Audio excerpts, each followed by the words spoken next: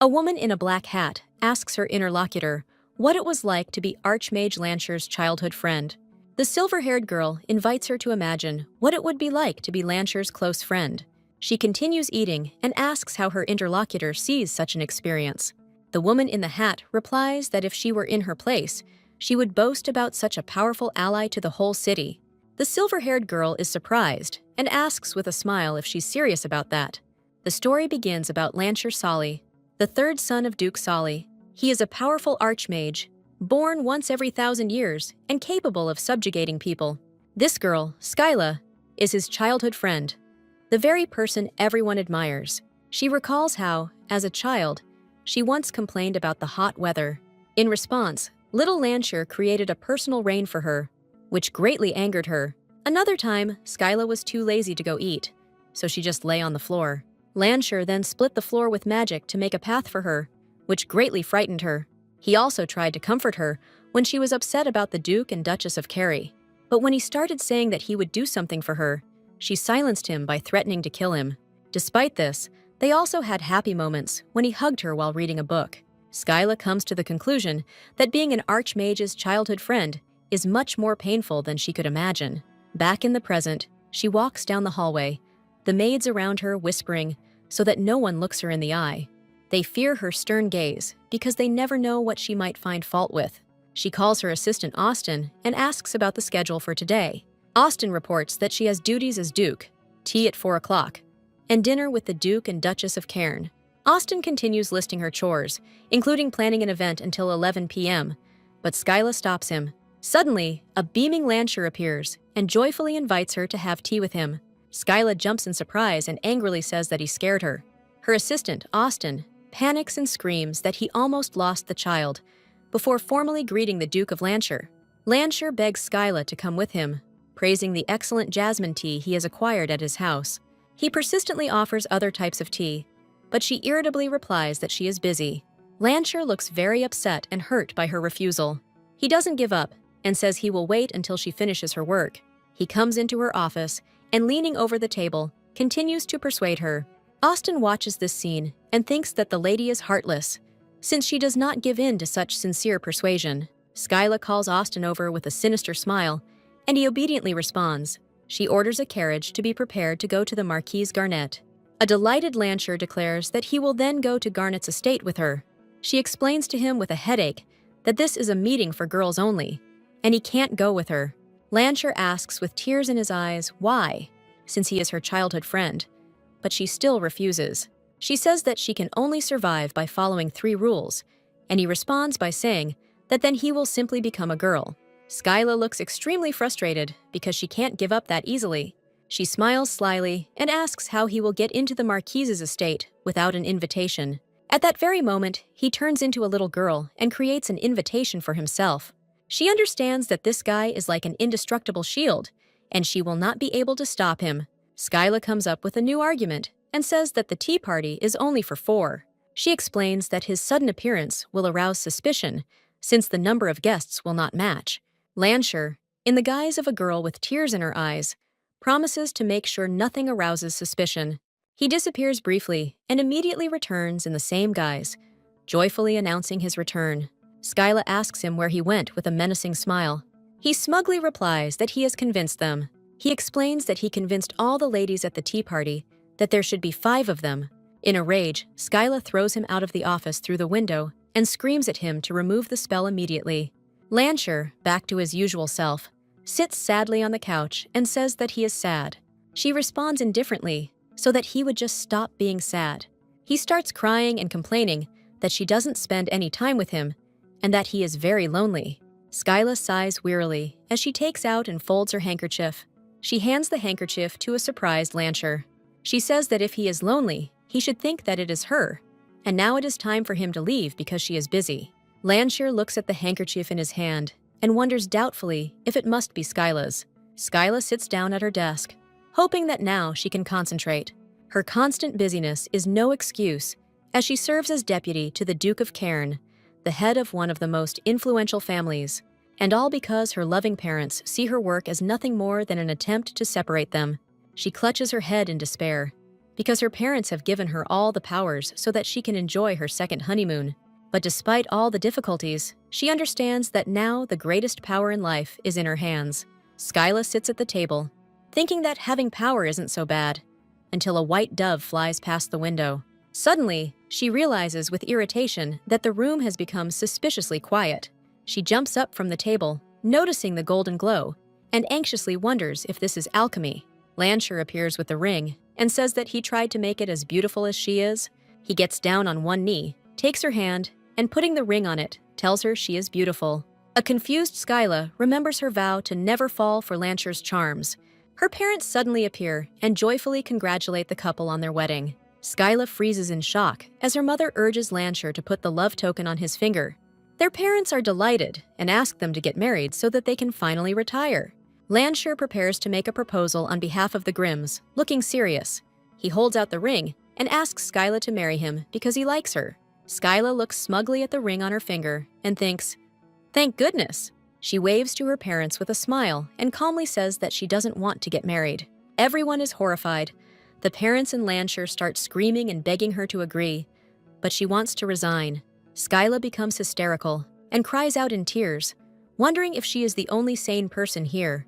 Outside the castle, Lancher's scream is heard, begging Skyla not to leave him. She turns around and with a cold expression asks what it means to leave him. Skyla tells him that he was never hers, leaving him heartbroken. Her parents peek through the door as Lancher notes that this is his 316th rejected proposal. In a rage, Skyla grabs Lancher and tries to push him out, screaming at him to just go home. A maid with pink hair appears and asks if Milady called her. Skyla pushes Lancher away in irritation and orders her to escort him out while he pleads with her, reminding her of their friendship. Lancher, with tears in his eyes, cries out that in the language of flowers, childhood friend means future spouse. Skyla furiously asks who told him that and whose words he got it from. She orders him taken out, and the maid drags away a reluctant Lancher, who continues to call for Skyla. Later, the maid combs Skyla's hair and suggests that she change into something more appropriate. Skyla doesn't see the point, since her current outfit is clean. The maid explains that the tea party's host, Lady Aronia, might humiliate her for appearing too simple. Skyla looks down, thinking that Aronia doesn't like her anyway. We are introduced to Aronia Garnet, the daughter of a marquis whose influence in society is rapidly growing. In the past, Aronia discussed with Skyla that she was thinking of starting a spice trade. After reviewing the proposed plan, Skyla realized that the numbers listed did not add up. She honestly advised Aronia to abandon this idea before it was too late. Aronia, offended, left, and Skyla silently watched her. Soon Aronia burst back into the room in a rage, shouting Lady Skyla's name. She accused Skyla of being rude and of snitching on her father about her affairs without asking. Skyla calmly replied that she was simply giving the Marquise some friendly advice about the spice idea. Aronia shouted angrily that it was her business and she was no longer a child. She declared that she would handle her own affairs and left the room in a rage. As a result, Aronia not only lost her investment, but also caused losses to her family, after which she was forbidden to touch the family money. Skyla muses that Aronia must still be upset with her and doesn't understand why she was invited then. She calls her maid Fabrize decisively. Skyla decides with a smile that this is just a short visit and nothing bad can happen. She confidently declares that no one in this kingdom would dare to underestimate the daughter of the Duke of Cairn. In the end, she proudly reminds that she is Skyla Cairn. Fabrize is delighted by her confidence and decides to write these words down as one of Lady Skyla's great quotes. As she leaves the house, Skyla begins to doubt whether she is dressed too simply. She decides to travel in everyday clothes and in a simple carriage without a coat of arms, like the ones used by commoners. She orders the coachman to take her to the Marquisate of Garnet, still dressed as a common townswoman. The appearance of such a modest carriage at the gates of a noble aristocratic house is unlikely to be received favorably. The coachman is ready to go, but the question remains, why was it necessary to disguise himself as a commoner? Skyla explains with a smile that the official preparations are too much trouble. She is known for turning down countless suitors simply because they bored her, and the fact that she is a childhood friend of the famous Lancher complicates her life even more. Sitting in the carriage, she wonders whether she is obliged to be polite to someone who cannot stand her. She is going to this tea party only because her parents insisted on her socialization. The more she thinks about the fact that they are trying to marry her to Lancher, the angrier she becomes. She remembers one day deciding to check with Lancher, just in case, what he meant when he said he liked her. Lancher stands in front of her, looking a little puzzled by her question. She asked him point blank if he liked her just as a friend, or as a woman and an object of romantic interest.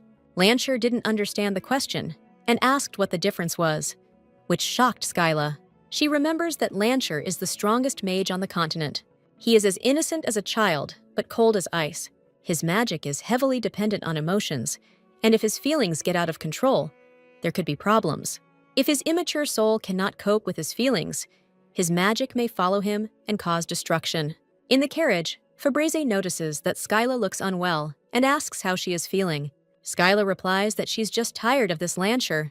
Fabrice suggests asking the Royal Knights to place a restraining order on him, but Skyla thinks she could beat the crap out of him herself. She refuses the idea, fearing that the Royal Knights might be harmed. She also remembers Lancher's father, Duke Solly, begging her for something.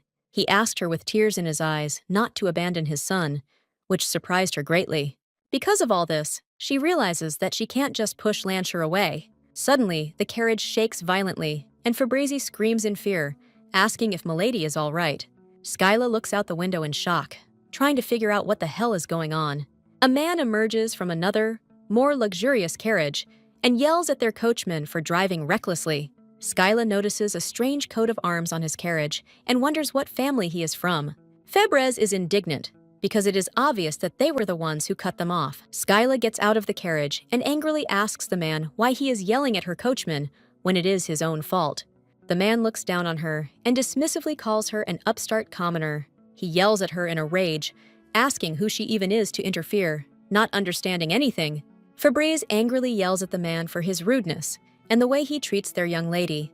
The man looks at Skyla with disdain and assumes that she is the daughter of some nouveau riche. Skyla listens calmly to his ridicule, thinking about how easy it is to ruin a person's life. He arrogantly invites her to come to the house of Viscount Artisan to find out everything. Skyla wonders if this unknown family actually exists. The man hurries his men, and Skyla watches him with a sly smile. Fabrice asks in disappointment if all this man can do is just yell. Skyla, surrounded by flowers, asks the man with a sweet smile if he thinks he won. She regretfully says that she will have to stoop to his level, leaving him confused. Skyla starts yelling at him furiously, calling him a pickled slap, and demanding that he turn the steering wheel properly. She continues to insult him, and the man is horrified and thinks that she is a real bitch. Tired of screaming, Skyla puts her hand to her forehead and calls out for Fabrice. She orders the man's carriage to be removed from the road, calling it a bad omen. Fabrice obediently follows the order, which frightens the man. Skyla coldly warns him to be quiet in the future if he doesn't want the lady to crack his skull. Already in the carriage, she thoughtfully asks what kind of noble families these are. She recalls that the Crown Prince handed out many new titles to strengthen his position. Fabrice suggests filing a protest, but Skyla lazily declines, finding it too much trouble. She decides with a sly smile that next time, if he gets caught again, she won't stand on ceremony with him. Their simple carriage continues its journey along the road. Aronia greets Skyla with a fake smile, mentally outraged by her simple appearance, but out loud tells her to pass. She remarks with feigned surprise that she did not expect Skyla to come, since she was not obliged to do so. Skyla is puzzled why Aronia is saying this, since she was the one who invited her. At the table, the other ladies whisper that Skyla has ruined the whole atmosphere for them, since they are not that close. Skyla, arms crossed, notices that they haven't even prepared a place for her at the table. However, they still bring her a chair and pour her tea, and she thinks that this was expected. She calmly drinks tea, remembering that she is known for her dislike of social events. She reflects that she didn't think her parents would try to set her up like that. Aronia apologizes with a sweet smile, saying that she did not expect her visit. She continues that if Skyla was going to show up like that, it would have been better if she hadn't shown up at all. Other guests also begin to nod in agreement and express their dissatisfaction. Skyla drinks her tea with a smile, noting to herself how much these gossips irritate her. She says boredly that they don't care whether they hate her or not, and suggests that she interrupted their meeting. Aronia and the other ladies sheepishly deny it. Skyla thinks that she hates situations like this. One of the ladies mentions that there will be a ball at the palace next week, It's exactly this kind of conversation that Skyla hates the most, like now. One of the girls boasts that she has acquired the perfume of seduction, and now the prince will be her puppet. Another lady enthusiastically says that Dolce has every chance, because she took such good care of her skin. Skyla thinks to herself with disgust that she should go and take a bath. Another girl boasts that her outfit is from the first couturier of the royal palace, and now the prince will look only at her. Skyla thinks with irritation that this is some kind of circus. She sits at the table and does not want to know the dark and perverted thoughts of these girls.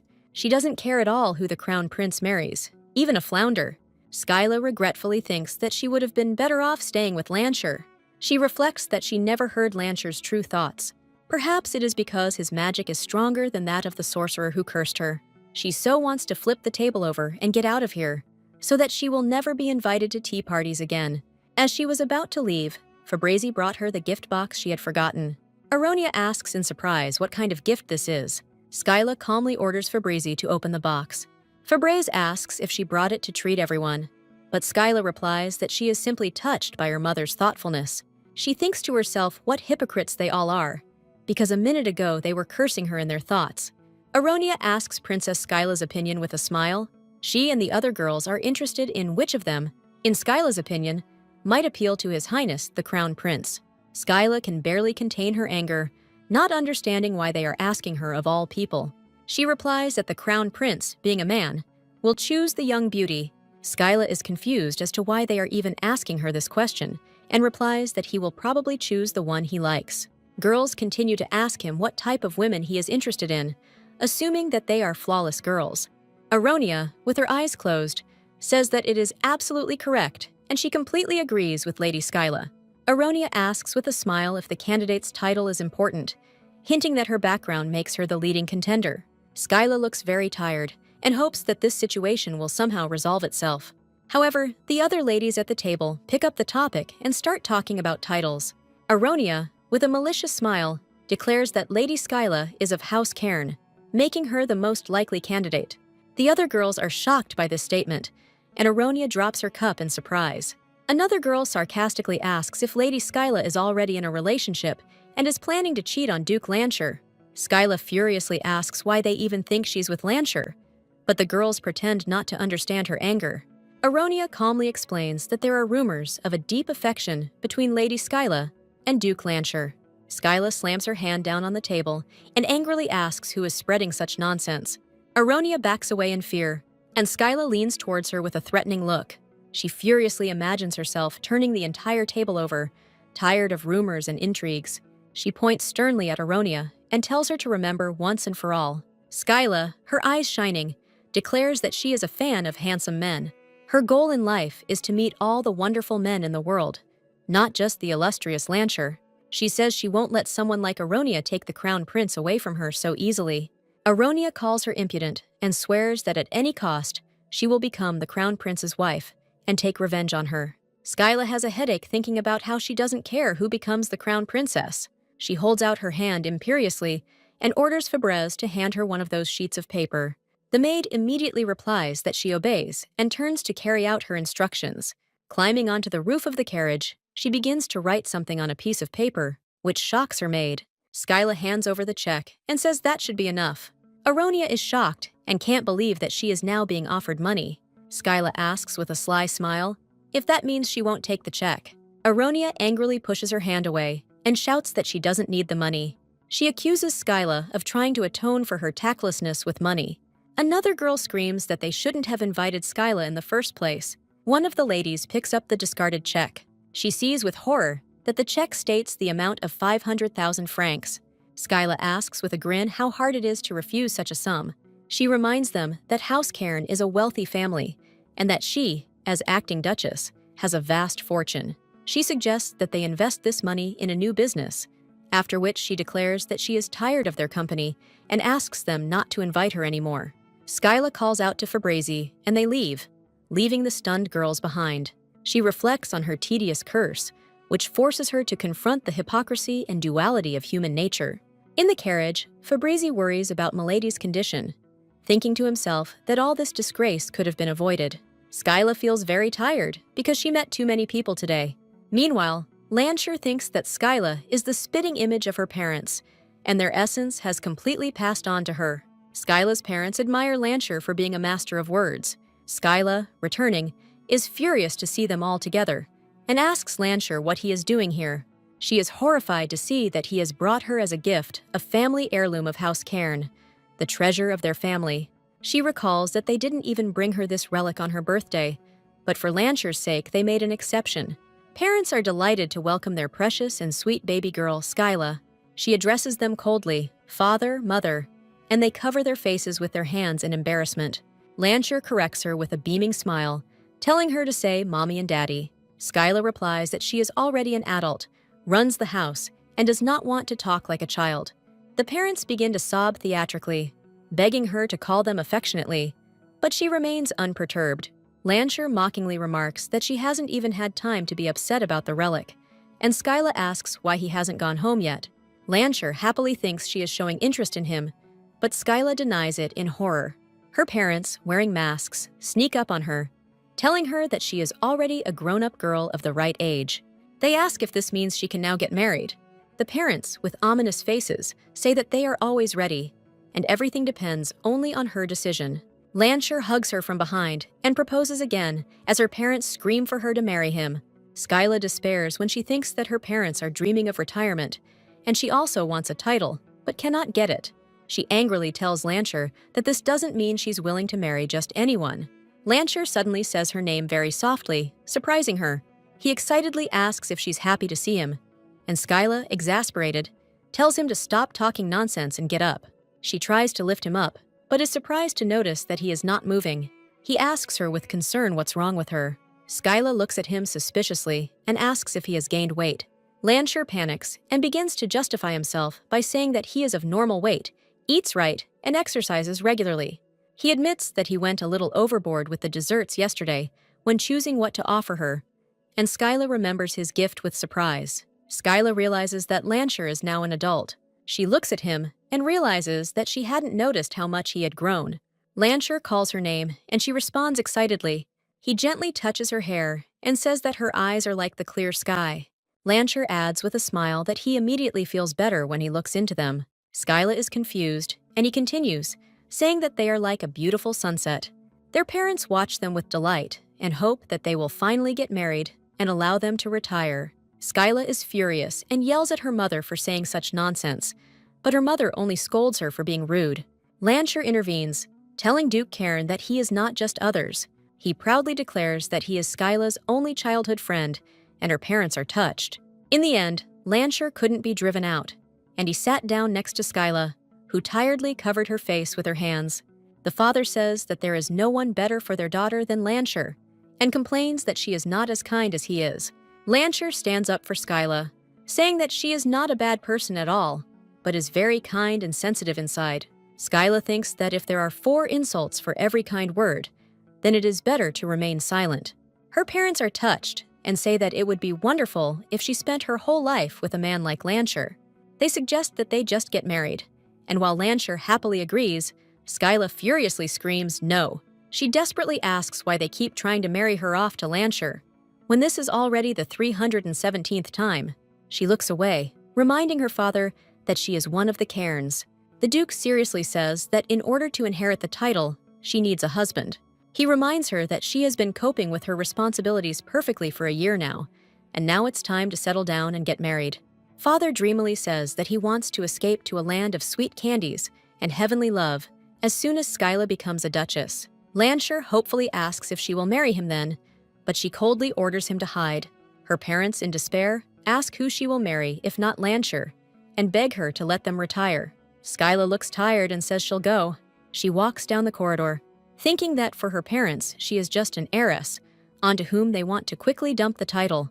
She goes out into the garden and lies down on the grass, thinking how disgusting it is that only her parents and the magician know about her curse. She understands that her parents are madly in love, but she cannot forgive them for their inattention to her. Lancher suddenly appears and asks worriedly what happened and why she is in a bad mood. He insistently asks her to tell him what is wrong, but she thinks that he is only worried because the reason is in himself. She waves him off, saying she's not in the mood for jokes, and asks him to leave. He doesn't leave, but instead asks when she'll be in the mood for jokes and suggests they wait. Skyla breaks down and screams that she is fed up with the way her parents act like teenagers in love. She immediately regrets her words, but thinks it's a good excuse to get him to stop asking questions. Lancher says seriously that he understands. He sits next to her under a tree against the backdrop of the sunset and offers to destroy the relationship of the Duke and Duchess. He looks at her with a smile and repeats his proposal. He assumes that she is in a bad mood because of their saccharine endearments and asks if it will make her feel better if he breaks them up. Skyla panics and screams at him not to do this under any circumstances. She knows that the only good thing about the Cairns is their strong relationship, which cannot be destroyed. She angrily scolds him and tells him to stop using magic on people. Landshear seriously asks if she will marry him if he refuses to use magic, but Skyla firmly replies that she will never do that. He leans tenderly towards her and says that then she will no longer be the Skyla he loves. His voice is soft as always, but all of this is so irritating to Skyla. He whispers again that he likes her. Skyla pulls away and asks him if he's too hot since it's summer. She jumps up and says with horror that he wouldn't dare. Lancher looks confused and doesn't understand what exactly he doesn't dare do. She reminds him of how last year he made it rain when she said she was hot. Lancher remembers this happily and says that she doesn't like rain. Skyla panics and screams at him to stop as he begins to cast a spell. Suddenly, in the middle of summer, it starts snowing, shocking the maids. Lancher explains that since she doesn't like rain, he tried snow and asks how she likes it. He proudly asks if he did well. Skyla is furious and yells at him to go home. When he returns to the palace, he showers her with compliments. The parents start arguing over who should speak, and Skyla reminds them that she can hear everything. Father says he has one dream and asks Skyla to make it come true. She immediately refuses, but her parents insist that she at least listen. She replies that her ears have already fallen off, and her father, realizing that she heard everything, says that it is time to give an answer. He explains that the groom is enough for them, because the engagement is also a contract that will allow her to inherit the title. Skyla looks tired and says that she knows, but she doesn't have anyone to marry yet. Her parents regretfully come to the conclusion that Lancher is truly not suitable for her. Although even Duke Solly considered their union a success, her mother suggests that she find a husband at the royal ball. Skyla is angry, not understanding why everyone is treating the ball like a marriage market. Her parents, recalling their fateful meeting 20 years ago, are delighted with the idea. The mother, with tears in her eyes, says that she only wants her daughter to be happy, although it would be nice if the groom had good bloodlines. The father adds that he doesn't ask for much either, just an income of at least 100,000 francs a month. They go on to list requirements, including screening for hidden diseases and a complete background check. Skyla explodes in rage, screaming that this is what they call not asking for much. She firmly declares that she will take full responsibility for the Duke's House of Cairn, which shocks her parents. With a sinister smile, she asks them to stop pressuring her about marriage. She leaves thinking that she should have found a husband just so that their retirement wouldn't be delayed. Standing in front of her office door, she notices strange lights and wonders if this is a Fabrizi-style hint. She allows entry, and her maid Fabrizi appears at the door. Fabrizi is her personal maid and one of the few people Skyla trusts. The reason for her trust is that Fabrizi is devoted to her to the core and constantly showers her with compliments. Skyla thinks with a smile that only Fabrizi dares to compliment her even behind the door, and asks what's the matter. Fabrizi reports that a royal messenger has arrived with a letter that must be delivered to her personally. Skyla panics, wondering if it was because of that tea party, but quickly dismisses the thought. A messenger enters the office and, bowing, formally greets Lady Skyla of House Cairn. The messenger apologizes for the early visit and gives Skyla a letter from the Crown Prince. She recalls that she and the Crown Prince never really communicated and are essentially strangers. Skyla holds a personal letter from him in her hands with surprise. She thanks the messenger and asks if an immediate response is required, but he says that His Highness does not expect an answer. She asks Fabrizi to help her open the letter. After reading the letter, she is shocked to realize that this is not just a letter. The letter bears the Crown Prince's seal, making it an official decree. In the decree, the Crown Prince invites her to meet him in his chambers at 2 o'clock in the afternoon, and she drops the letter in horror. She can't believe what's happening and asks in confusion what it is. Fabrizi, wearing dark glasses, announces that the Crown Prince wishes to see her today and promises to prepare everything for the visit. Febreze is delighted that even the crown prince couldn't resist her young lady's charms, but Skyla thinks that's not the point. The maids begin to whisper excitedly that the young lady is going to meet his lordship. The news quickly spread throughout the mansion. The butlers are shocked and discuss whether this meeting signifies an intention to marry. Skyla's parents burst into her room and ask in a panic if it's true. They shout with tears of joy that she will be engaged to the crown prince. Skyla's head hurts as she wonders who could have come up with such nonsense. Suddenly, she notices Austin, her assistant, who looks very worried. He says with concern that there are rumors circulating in the Duke's house now. He begs her to be careful. Austin tearfully asks Skyla to kick everyone out because he needs to change. Febreze struggles to hold the door open, and Skyla thinks with relief that it's finally quieter. She realizes with weariness that she will now have to deal with the preparations for the visit. Febreze brings her a fluffy pink dress, and Skyla is horrified that this is too much. The maid explains that it's the latest fashion, but Skyla thinks it's more like a fashion for self-strangulation. She firmly asks to bring her another dress. She recalls how one lady almost drowned because of the weight of a similar dress. Skyla is adamant that she doesn't want her life to be ended by a dress. Febreze tries to persuade her, explaining that she ordered this dress with her own money and that Milady will look irresistible in it. Skyla angrily orders another dress to be brought to her immediately if Febreze does not want her to die under its weight. She ends up choosing a simpler dress, and the coachman says she looks great, and she replies that of course, since she will be driving the carriage. They travel to the palace in Duke Cairn's personal carriage. The carriage is enchanted for comfort, and they arrive at a beautiful garden in the palace. A blue butterfly lands on Skyla's finger, and she notices that it is the same color as Lancher's eyes. She thinks with concern about the fact that he hasn't shown up for several days, and wonders if he was too shaken by her throwing him out. Febreze assumes he's upset, but Skyla doesn't care whether he comes or not. Febreze asks with a grim look if she should kill the butterfly. Skyla panics and screams at her not to do it. The maid explains that she asked because the butterfly seems to be bothering her, but Skyla tells her to forget about it. Looking at the butterfly, Skyla wonders out loud if she should just marry Lancher. Lancher is revealed to be a great mage who appears once every 1,000 years, whose power is limitless. Skyla despairs when she considers Lancher's proposal, seeing marriage with him as the only way out. The heroine comes to her senses, scolding her own weakness and momentary insanity from stress. The girl remembers the crazy actions of Lancher, who once literally fulfilled her rule about 5 guests at a reception. Another time, the young man moved the royal canals so that his childhood friend could see the sea from her home. Once, a young man even extended the day to 26 hours, hearing complaints about the lack of time. The guy always said Skyla's name with a beaming smile, ready to do anything crazy for her. Skyla imagines a nightmarish future where she becomes a lonely farmer, looking after her husband. Febreze suggests that yesterday's talk of marriage is still troubling the hostess. The girl warmly realizes that her faithful maid has been by her side almost her entire life. Skyla tries to convince herself that everything is okay, although doubts never leave her. The faithful servant advises not to rush into a decision due to parental pressure. Febreze, seeing the despair of his mistress, suggests an unexpected and bold solution.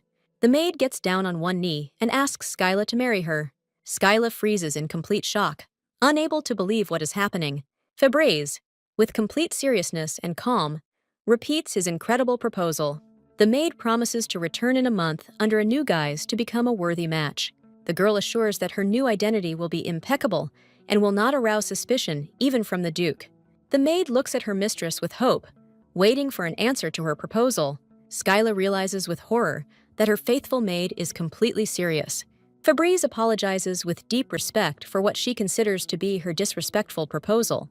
Skyla stops her faithful maid before she can finish her apology. The heroine recalls a lonely childhood spent preparing for the role of the next Duchess of Cairn. The girl sacrificed time with friends, choosing the path of duty and responsibility. She spent her entire childhood surrounded by books, giving up a calm and comfortable life for the sake of one dream. Skyla appreciates the maid's intentions, but understands that Febreze took such a desperate step out of powerlessness. The heroine feels dizzy and desperately searches for a way to stop the madness that is happening. The girl runs out of the room in panic, not understanding what has been happening to her lately. On the street, the heroine hears a familiar voice that apologizes to her. Skyla sees a scene before her that is remarkably similar to the recent road accident. The man in the hat sheepishly explains that he has just received his carriage license. His opponent looks like he's about to explode with rage. The Duke's coachman angrily scolds the inexperienced driver, reminding him of the importance of their trip to the Crown Prince. The young man timidly asks which house his formidable interlocutor is from. The coachman points to the Cairn House crest on the carriage, and the man in the hat turns pale with horror. The unfortunate driver falls to his knees and tearfully begs for forgiveness. Skyla watches the unfolding commotion with bewilderment. Suddenly, the heroine notices that the stranger has an earring in the shape of a magic stone. Unlike the magical kingdom of Hevnia, mages are a rarity in the Empire. The same man from the recent skirmish recognizes Skyla and points his finger at her in horror. Skyla lashes out at the offender in a rage, reminding him of her warning. The man falls to the ground in panic, screaming his lady's name and lamenting his terrible crime.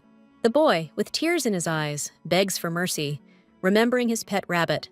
Skyla looks at him coldly, and he realizes with horror that he mistook the formidable lady of House Cairn for a commoner. Suddenly, a mysterious stranger appears and apologizes for what happened. The young man with silver hair assumes that their coachman is to blame for everything. The golden-eyed stranger scolds himself for hiring a cheap temporary cab. The guy offers Skyla his deepest apologies for wasting the noblewoman's time. The young man introduces himself as Viscount Ardacina and asks whether it is indeed Lady Cairn in front of him. Skyla is surprised to see the Viscount's handsome appearance. The heroine mentally compares him with Lansher, noting that the Viscount is inferior to him.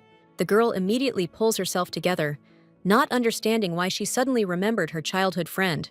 The Viscount looks at Skyla, recognizing her as the woman rumored to be there. The guy covers his mouth with his hand in embarrassment, feeling how she is driving him crazy. A burning desire to make this girl his own flashes through his thoughts. Skyla, noticing his gaze, coldly asks him to drive the carriage away, as she needs to go. The heroine calls Fabrizi, and they pass by the frozen Viscount. Fabrizi quietly addresses his mistress, getting her attention. Viscount Ardacina asks with a smile what should be done with his coachman. Skyla indifferently replies that he should do as he sees fit. The coachman, in a panic, begs for mercy, fearing he will be left without work and a lonely bed. The Viscount, with a grin, offers the offender to give up his rights to drive the carriage. The guy with the icy gaze repeats his demand, leaving the coachman no choice. Skyla sighs as she realizes that everyone in the Cairn household has become accustomed to Lansher's magic. The heroine understands that without a license, the coachman will not be able to work, but this seems like a mercy to her compared to prison. The girl calmly gets into the carriage, preparing for the upcoming meeting at the palace. Viscount Ardacina suddenly calls out to Lady Cairn, attracting her attention. The young man, with a charming smile, announces that now he has no one to drive the carriage. The young man formally introduces himself as the Empire's court mage, and Skyla notes his naturalness. The guy offers to give her a ride to the Imperial Palace with a smile. In the Viscount's carriage, they sit opposite each other, and Fabrizi moves closer unnoticed. Viscount Ardacina asks with interest if Lady Cairn is on her way to meet the Crown Prince. Skyla is surprised by his knowledge and is suspicious that he seems like a dangerous person. The young magician reassures her with a smile, saying that it is nothing serious. The heroine looks at him skeptically, not understanding how one can trust a man who only cares about face and status. The Viscount explains that he heard her coachman speak of a possible punishment if she was late for the Crown Prince. The guy curiously asks if she often communicates with the Crown Prince. Skyla changes the subject and asks what brings the Viscount himself to the Imperial Palace, to which he replies, in a word, catnip. The young man asks with a smile to skip the formalities and call him simply by his first name. The girl agrees with a smile, and the guy thinks that he would like to remain in her memory, even if it is only a name. Skyla notes with a grin the Viscount's unusual name, Ketnip. Ketnip admits that it does sound like a pseudonym. The guy confirms the rumors about the girl's insight, hiding his face behind a dark bandage. The heroine appears as a reaper of high society, ready to pass judgment. Skyla is irritated and doesn't understand where such crazy rumors about her come from. Ketnip explains his unusual name by his origins in the kingdom of Hevnia. Skyla asks with interest if he was a nobleman of Hevnia, where aristocrats are born with magical powers. The young man confirms her knowledge, and a shadow flashes in his eyes. The girl admits with a smile that she is very interested in magic. Ketnip tenses, Sensing that the conversation is taking a dangerous turn, the guy confirms his noble origins, but internally curses himself. He can't believe Skyla doesn't know about his grandmother serving the Demon King.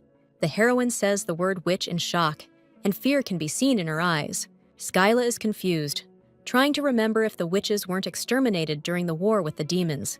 Ketnip, surrounded by a magical aura, demands to know what her true nature is. He warns that depending on her answer, his magic could harm her. Skyla looks at him defiantly and calmly suggests that he try.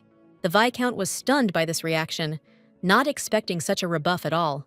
He remembers that Cairn is one of the most powerful houses in the Empire, and its heir will not flinch from the threat. Ketnip, realizing his mistake, apologizes and extinguishes his magical aura. Ketnip, with a sly smile, explains that his origin is a secret that must not be revealed. Skyla calmly asks if he is going to kill her. The girl reminds him that attacking a nobleman in the Empire is a grave crime. The heroine coldly cuts him off, saying that they are not close enough to resort to familiarity. The Viscount, confused, tries to justify himself by saying that he did not intend to kill her. The guy sheepishly explains that he just wanted to adjust her dress a little. Skyla pushes him away in anger, calling him a deranged pervert. Ketnip grabs her hand, begging her to wait a second. The young man, in despair, asks the lady not to reveal his secret. Otherwise, he will be in danger. Lancher suddenly appears, puts his hand on Skyla's shoulder, and says that everything is okay now. The guy suggests that his girlfriend scold him later, making it clear that he is on her side. Skyla looks at him in surprise, not intending to say anything. The heroine thinks with relief that she is glad that Lancher has appeared. The young man angrily asks if that son of a bitch hurt her. Skyla is shocked that Lancher swears for the first time in his life. Ketnip, with horror, recognizes his opponent as a blonde magician. Lancher sends the Viscount flying with a powerful blow, ordering him to never touch Skyla again. Ketnip panics and tries to say something, but is enveloped in dark magic. Lancher, with icy calm, states that this is not a warning. The hero turns to Skyla, and to make sure, asks her a question. Skyla asks in horror if Lancher just killed the mage. The guy regretfully apologizes to his girlfriend, seeing her frightened face. The young man, with puppyish innocence, asks whether he should have killed the Viscount after all. Skyla breathes a sigh of relief, and Lancher admits that he was afraid of her hatred. The girl inquires about the fate of the magician, and Lancher casually informs her that he threw him into the trash. Skyla thanks her childhood friend for protecting her with a sincere smile. Lancher presses his hand to his chest in embarrassment, charmed by her gratitude. The heroine, with a sly smile, demands to know why the hell he ended up in her carriage. The young man, confused, tries to collect his thoughts to answer in one sentence. Lancher, with a sweet smile and a heart-shaped gesture, admits that he likes her very much. Skyla angrily fights off his latest attempt at confession. The heroine thoughtfully ponders how Lancher managed to find them, although throwing out the Viscount was a good idea. The girl suspiciously asks if the guy turned into a butterfly to follow her. Lancher asks innocently if she likes honest men. The young man proudly declares that thanks to him, they got rid of that magician. Skyla appreciates his help, but she still senses something is wrong.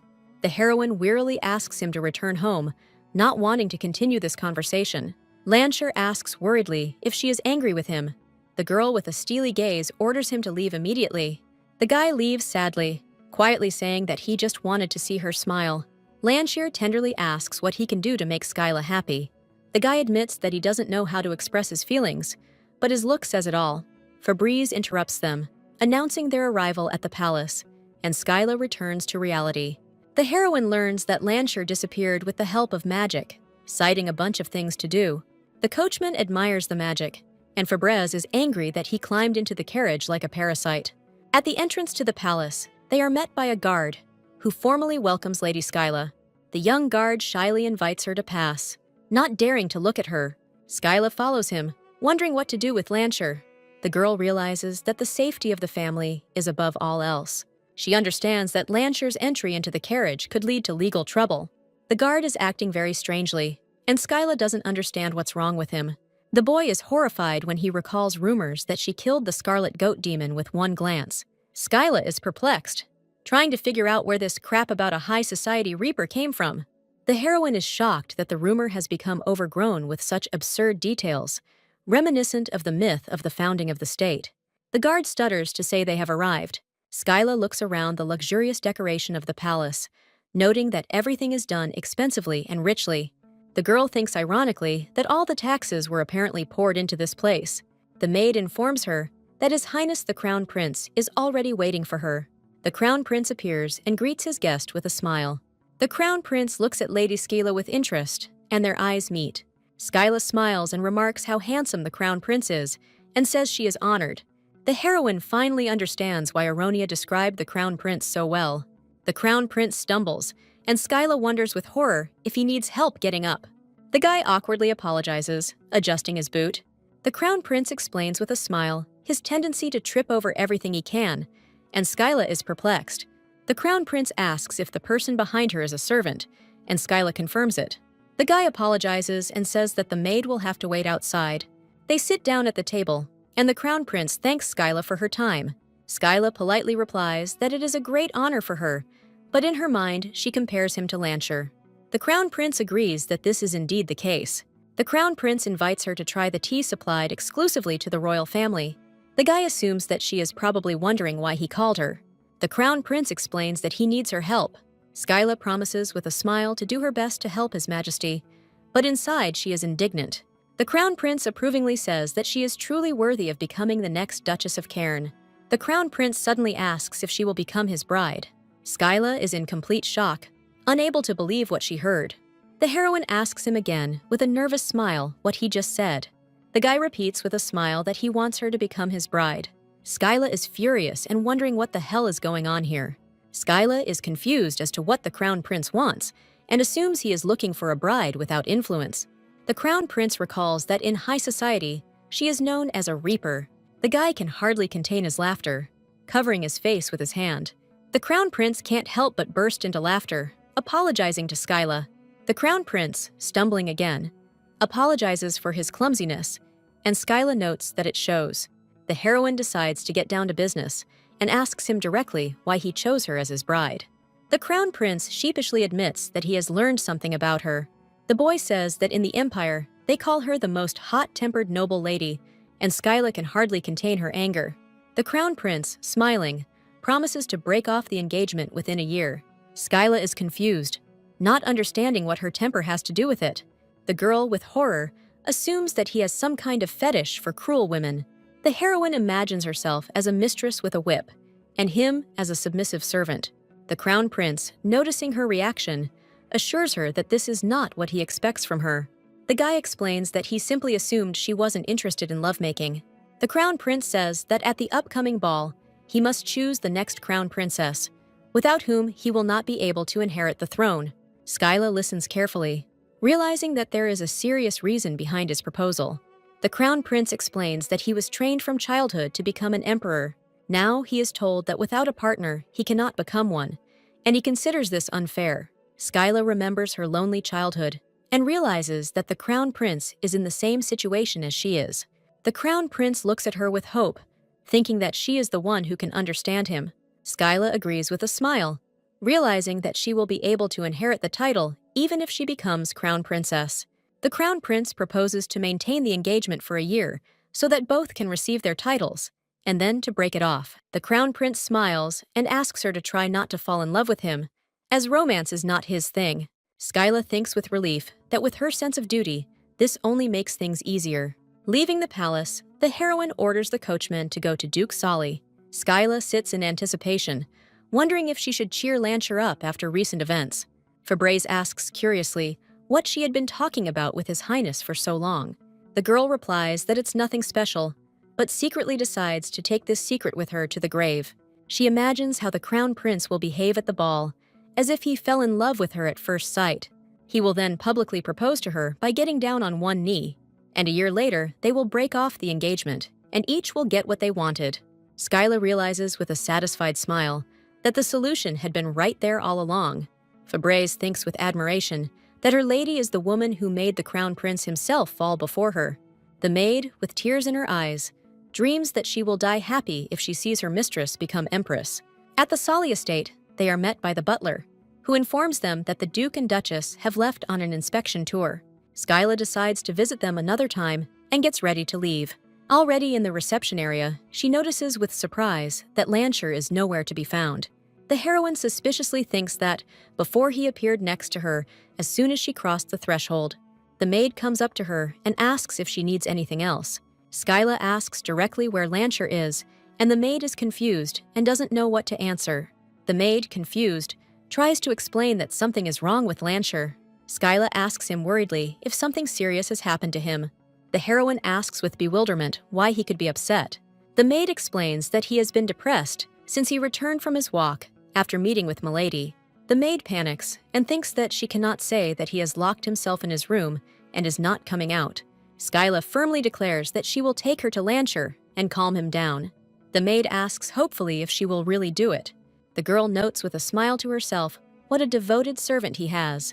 The maid asks him to wait a minute and comes to the door of his room. Skyla is confused about how she can comfort him now.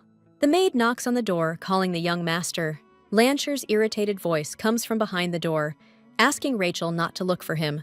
The heroine, with pain in her heart, asks if what she heard is true. Rachel is horrified to realize that he is ignoring even Skyla. The girl begins to panic, fearing that he will get confused in this matter and die. The maid despairs at the thought of her wedding with Mr. Austen, which may never take place. Lancher shouts again from behind the door not to be looked for. Skyla is furious and demands that he open the door, or she will break in herself. The guy opens the door with a smile, asking who else but him would want to be around while she loses control. The heroine, embarrassed, quietly asks him to open the door. Lancher looks at Skyla hopefully, not believing that it is really her in front of him. The guy hugs her, thinking that it is just an illusion created by his desire to see her. The heroine looks at him silently, not understanding what is happening. She recalls that Lancher rarely lost his composure, but when he did, his magic became uncontrollable. The young man asks again if it is really Skyla in front of him, gently touching her hair. The girl realizes that only next to her could he calm down in such moments. A young man unexpectedly asks her out with the prospect of marriage, but she rudely refuses. Lancher sadly asks if she hates him. Skyla replies with a grin that she has no reason to hate him. She guesses that he hid in the carriage in the form of a butterfly to surprise her. The heroine admits that it was wrong to interfere without permission, but thanks him for driving away that magician. Lancher asks excitedly if she really thinks so, and if he did the right thing. The guy hugs her with relief, glad that he didn't make her angry. Skyla wonders if it's okay to leave things like this without her around. She remembers her childhood friend, another great mage, whose face is clouded with darkness. That magician died the year he turned 16. The girl is terrified that the moment will come when Lancher will not be able to cope with his emotions. The guy tenderly asks her if she could stay with him today. The heroine ironically asks what answer he is hoping for, realizing that this is just his fantasy. Lancher asks with disappointment if that means no. Skyla asks with a grin why he even thought she would agree. Lancher reminds him that they used to sleep together often, but she dismisses it, saying that was 100 years ago. The heroine scolds him, saying that they are already adults, and he should understand what it means for a man and a woman to spend the night at their age. The guy hugs her with a beaming smile, completely missing the hint. Lancher excitedly declares that this means they are very close friends, which drives Skyla crazy. The girl pushes him away in a rage, explaining that she cannot stay with him because of the risk of rumors and a broken engagement. Lancher freezes in shock when she hears the word engaged. Skyla is horrified to realize that she has let it slip, and now he might find out about her fake engagement. Lancher asks, pain in his voice, if this means the engagement date was set without even asking him. The guy gently takes her hands and promises to make every effort to be with her. The young man, smiling, offers her the witch's magic stone as a gift for their engagement. Skyla is panicking and doesn't understand what kind of engagement he's even talking about. The heroine reminds him that this stone is a sacred relic of the kingdom of Hevnia, hinting at a refusal. Lancher, perplexed, asks if they are not engaged, and she firmly denies it. The girl turns to the maid, preparing to leave, but she stops her. Skyla looks at the maid in surprise, not understanding what is happening. The maid sadly reports that the Duke and Duchess are absent today. The maid explains that everyone is a little scared by the young master's magical emissions. Skyla asks point blank if she's asking her to stay the night. The girl apologizes sheepishly, and Skyla sighs and agrees. Skyla agrees to stay, and the maid and Lancher are delighted. The heroine, smiling, clarifies that she will remain in a separate room from Lancher. The girl sends Fabers home to explain the situation to her parents. The maid is angry that because of this upstart from Solly's house, she will not be able to see her mistress fall asleep. Skyla takes the nightgown and is surprised to see that for the first time, Lancher is not being stubborn. The guy says with delight that it is enough for him to just sleep in the room next to hers. Lancher, with a beaming smile, says he has something to show her before bed. He proudly announces that he will show her his diary. Outside his room, a maid reports that Lord Lancher is still in the bathroom. Skyla takes the diary and thinks with a grin that it's cute because only she can read it. The girl opens the diary to the entry from December 31st, 1815, where he writes about his first confession to her. The heroine recalls that day with sadness, holding a diary in her hands. Skyla lay on the floor feeling lonely while her parents were traveling. Lancher suddenly appeared with a cup in his hands and asked worriedly if she was okay. The guy sat down next to her and reminded her about his older brother's imminent marriage. The young man said sadly that he envied his brother, who would be with the one he loved every day. The young man suddenly asked her if she wanted to marry him. Skyla was shocked by his proposal, not understanding what he was getting at. The girl asked in bewilderment why he suddenly started talking about this. The heroine realized with surprise and embarrassment that Lancher might be in love with her. Lancher asks hopefully if she likes him. Skyla is surprised that he is here and not at a social reception in his duchy. The guy explains that no one will notice his absence, and the girl sadly thinks that his family is getting together. The heroine remembers with longing her parents, who are now far away. Lancher excitedly offers her a cake to try, trying to distract her from her sad thoughts. Skyla notes with a smile that she likes the food from her duchy better. The girl advises him not to linger, so that the guests do not consider him impolite. Lancher sadly says that no one talks to him anyway, because they are afraid of him. Skyla fondly thinks that he is actually a good person. The heroine mentions that a magician from the kingdom of Hevnia is staying at her house, and he finds him very interesting. Lancher jealously declares that he is only interested in her. Skyla berates herself, embarrassed, for mentioning another man. The guy asks sadly why he can't only care about the one he likes. The heroine whispers in his ear how he can say such things calmly when they can be heard. The girl shyly asks him to say such things only when they are alone. Lancher asks in surprise if this means that confessing one's love can only be done in private.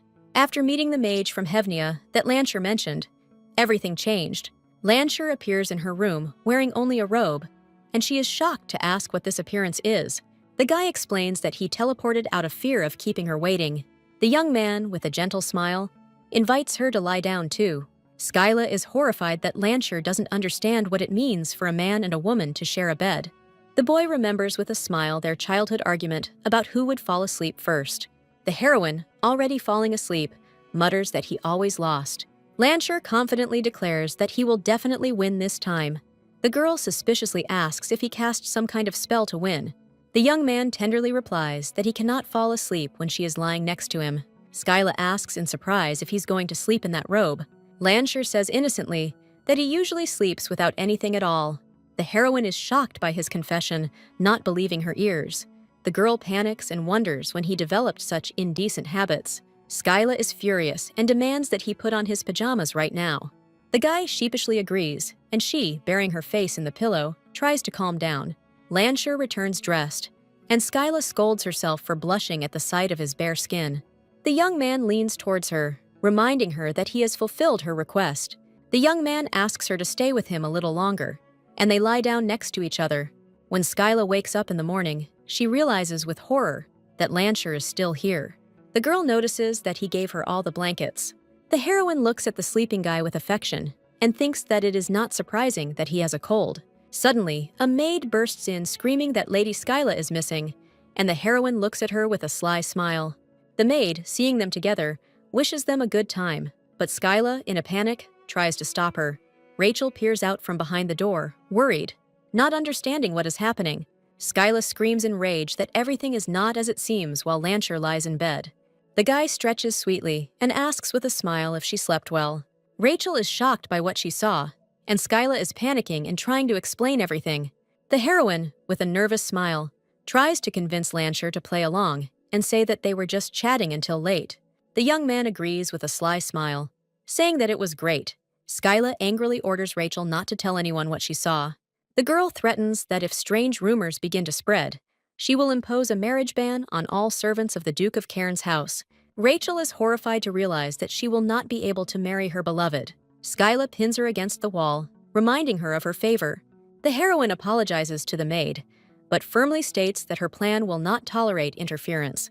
Returning home, Skyla thinks about her upcoming engagement to the crown prince. The girl walks down the corridor, thinking about her personal fortune of 30 million francs. Skyla asks Fabrice with a smile where her mother is. Meanwhile, the Duchess is playing tag with her husband in the garden. Fabrice and Skyla watch this scene with stony faces. The Duchess complains of back pain, and the Duke suggests a trip to the hot springs. Skyla listens to their saccharine conversations with disgust, unable to bear it. The heroine thinks with sadness about the sins for which she is forced to live with this every day. The girl suddenly calls out to her parents, and they fall to the ground in shock.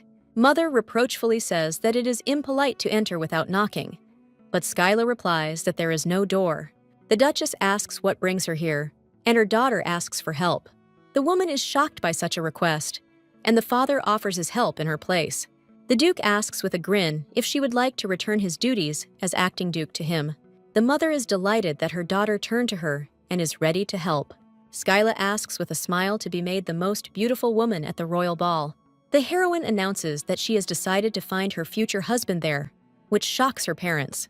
The girl explains that she needs to tell them about the engagement so that they will accept it calmly. The father is perplexed, not understanding why his daughter suddenly changed her mind so abruptly. The mother proudly asks if she knows what she was called in the old days. The Duchess breaks her fan in anger, remembering her nickname, the goddess of social events. In her prime, she broke the hearts of all the young noble bachelors. The mother grabs her daughter and enthusiastically says that they are leaving behind an upset husband. In the dressing room, the woman asks if her daughter needs more money for expenses. The Duchess is horrified by the sight of her daughter's modest dresses and does not understand why they look that way. Skyla wonders who the best dressmaker is now, but it turns out that Madame Beasley's is booked until the day of the ball. The girl confidently declares that there is nothing that cannot be solved with money, but her mother warns her not to ruin her career as a dressmaker. Skyla understands that her first goal is to not give her opponents a trump card. The heroine despairs when she thinks that she has nothing to wear to the ball. The mother explains that the other ladies have already ordered their dresses, as the invitations were sent out a month ago. Skyla says with confidence that there is no problem that cannot be solved with money. She assumes that most people will come in heavy and flashy dresses, which are currently in fashion. The mother looks at her doubtfully, not understanding what she is getting at. Skyla, with a beaming smile, declares that if they can't get fashionable dresses, then fashion itself needs to change. The maids in the corridor are whispering about some secret. One of them says that someone secretly leaves boxes of fashionable dresses at the houses of commoners. Another confirms that her cousin also received the same dress that only nobles wear. Suddenly, Skyla appears, and the maids freeze in fear when they see her wearing that very dress. The maids apologize in horror, fearing punishment for their gossip. Skyla smiles and says that she will give them each one of these dresses. The heroine, with a sly smile, asks them to wear these dresses with dignity. Unlike commoners, nobles, seeing a new fashion, will begin to follow it. Skyla presents a shimmering blue dress that will set a new trend. The girl thinks about her plan with a satisfied look, because she bought all the dresses and gave them away so that even the tramps would be dressed in the latest fashion. Fabrizi says it's time to get ready. Skyla decides to skip dinner and take a bath first. The maid combs her hair tenderly, thinking how soft it is. The heroine says that she has no time for entertainment today, as she is going to the royal ball. Lancher appears and excitedly asks if she will dance with him at the ball. Skyla is shocked by his appearance and asks if he is also going to the royal ball. Skyla realizes with horror that she has forgotten something important. The girl remembers that Lancher is the son of the Minister of State and the Empress's advisor, which means he was also invited to the ball. Lancher excitedly asks if she will dance with him first, and Skyla panics. The heroine refuses, explaining that she already has someone in mind, hinting at the crown prince. Skyla says there will be a lot of people at the ball, and she would like to remain in the shadows, but Lancher suggests casting a sleeping spell on everyone. The guy excitedly prepares to perform a spell to reduce the number of people coming to the ball, and Skyla, horrified, begs him not to do it. At this moment, a maid appears and announces that the bath for my lady is ready. Skyla asks irritably if he needs anything else. Lancher says seriously that he wants to dance with her. The girl doesn't understand why he needs this, and he explains that she is incredibly popular. The guy asks her hopefully if she ever liked him. Skyla is confused and trying to sort out her feelings for him. The heroine has difficulty admitting to herself that she cannot answer this question. Her thoughts flash back to a conversation with a mysterious man who warns of the consequences if Lancher fails to control her feelings. This person asks what she will do in such a situation. He asks with a smile if she can choose not to love for the sake of love. That is why he left everything as it was, without making her either too happy or too unhappy. Skyla tries to leave, saying she's busy, but Lancher blocks her way. The guy hopefully asks if maybe when she is not busy, she might like him. The heroine sadly apologizes and says that it looks like she will be busy until her death. Lancher accepts his 321st defeat with a smile. The parents are delighted with their daughter's beauty, calling her a national treasure. Skyla sheepishly asks them to stop, promising to try to find a husband. The mother asks if she has an invitation, and Skyla replies that Tisef has it. The heroine says that she will not stay, but her parents allow her to stay, happy for the opportunity to be together. Skyla, horrified, decides to leave early to avoid their saccharine affection. The girl hurriedly gets into the carriage, ordering it to leave immediately. Already on the way, she asks Fabrez how she likes her velvet dress. The maid enthusiastically replies that it is perfect, and that in her next life she would like to become its mirror. Skyla thinks about her plan with satisfaction, knowing that velvet is not yet known at the imperial court. Fabreze asks her to wait a minute, noticing something. The maid informs them that they will have to wait about an hour. They see ahead a whole line of carriages heading to the imperial ball. Skyla sighs, thinking that nothing can be done, and is glad that she is not in a corset. Fabrice invites her to go out for a walk, but she refuses because of her high heels. Suddenly, she hears someone calling her name. Aronia drives up to her carriage and asks in surprise if she would open the window. Skyla thinks with irritation that it's easy to bully when you know you can't be avoided. The heroine remembers how Aronia humiliated her at the tea party and orders Fabrez to open the door for her. Aronia greets him with a sweet smile, saying that they haven't seen each other for a long time. Skyla thinks with irritation that she and Aronia clash too often. Aronia says with disdain that she is used to acting as if she is better than others. The girl asks with a grin if this is the dress she appeared in, hinting that even commoners wouldn't wear something like that. Skyla turns coldly to Lady Aronia, asking what she wants. Fabrice asks her defiantly if she knows how commoners live these days. Skyla sternly tells her that instead of giggling at her home, she should be interested in the lives of ordinary people. Aronia looks at her with disdain, not understanding what this conversation is about. The girl asks condescendingly why she should care about vile commoners. Skyla explains with a smile that she showed up in the outfit they wear and looks disgusting.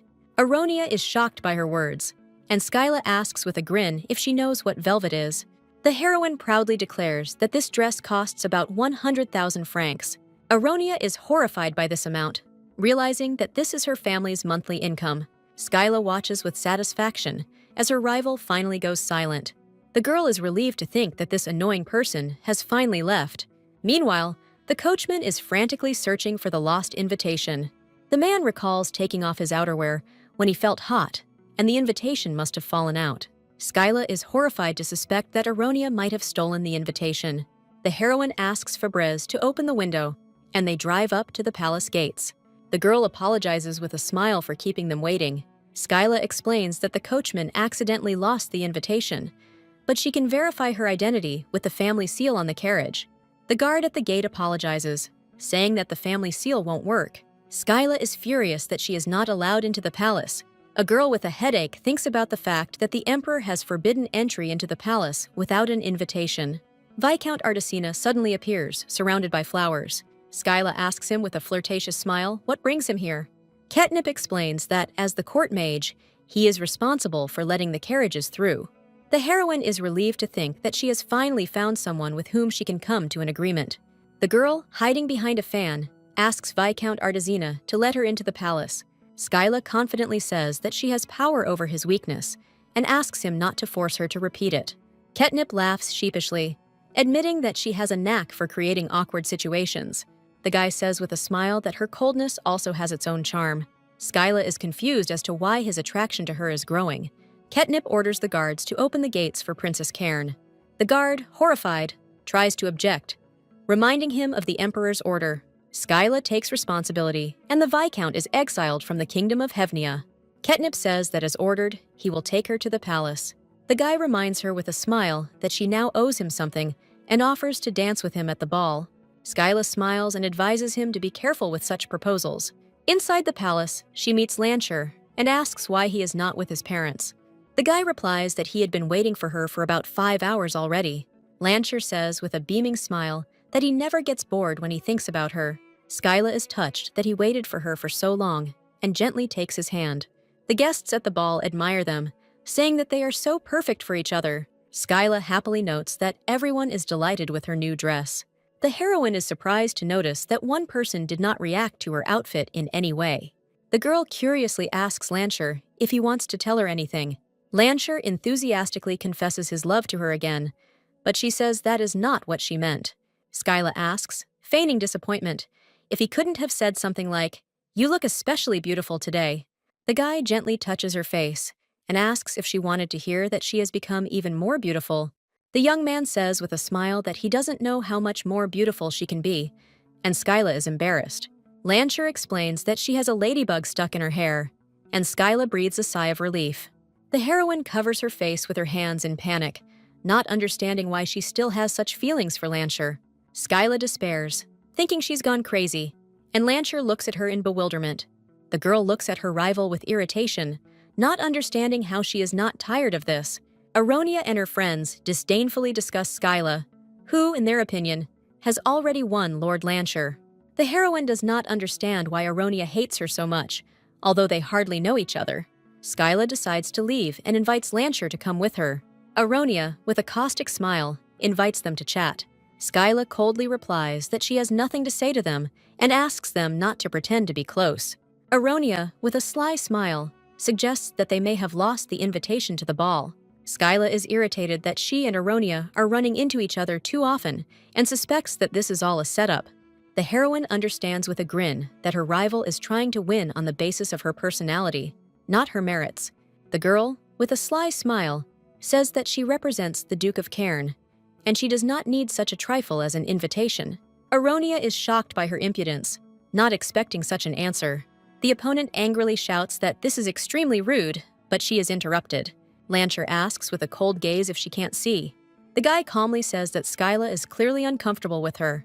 Lancher, with icy calm, orders her to get away from Skyla immediately. Skyla notices the same unfamiliar feeling in his gaze as during the incident with Artesina. The guy with a beaming smile asks if he did well. The young man proudly says that he drove away these ladies because Skyla didn't like them, and he didn't even have to use magic. Lancher gently takes her hand and asks her to praise him. He hands her something, and Skyla looks at his hand with concern. The heroine is afraid that everything could collapse at any moment, because he still believes that he likes her. At the ball, the arrival of His Highness the Crown Prince is announced. One of the ladies faints from his beauty, turning into a pile of ashes. Skyla is puzzled to think that he is not handsome enough to react like that. Lancher asks with concern if something is wrong. The girl replies that it's nothing, but she wonders to herself whether she really thought he was more attractive. The heroine thinks with embarrassment that she must have imagined it when he called her name. Skyla panics as she sees the Crown Prince walking straight towards her. The guests whisper, not understanding why the Crown Prince is looking for Lady Skyla, and she herself is in shock. The heroine realizes with horror that everything is not going according to plan, because he was supposed to fall in love with her at first sight. The girls are confused as to whether the Crown Prince and Lady Cairn know each other, and Skyla is in despair. The Crown Prince is getting closer and closer, and Skyla thinks that everything is moving too fast. The heroine decides to pretend that she also fell in love with him at first sight. Lancher sadly asks her not to leave. The guy takes her hand and begs her to stay with him. Skyla turns to the Crown Prince with a nervous smile, trying to defuse the situation. The Crown Prince asks with a smile if he can ask her to dance. The girl sheepishly agrees, not knowing what to do. Lancher looks at the Crown Prince in surprise, not understanding what is happening. The guy asks defiantly if His Highness has a bad habit of stealing other people's partners. Skyla is completely shocked by his audacity, not believing her ears. The heroine mentally screams at Lancher, not understanding if he has gone crazy.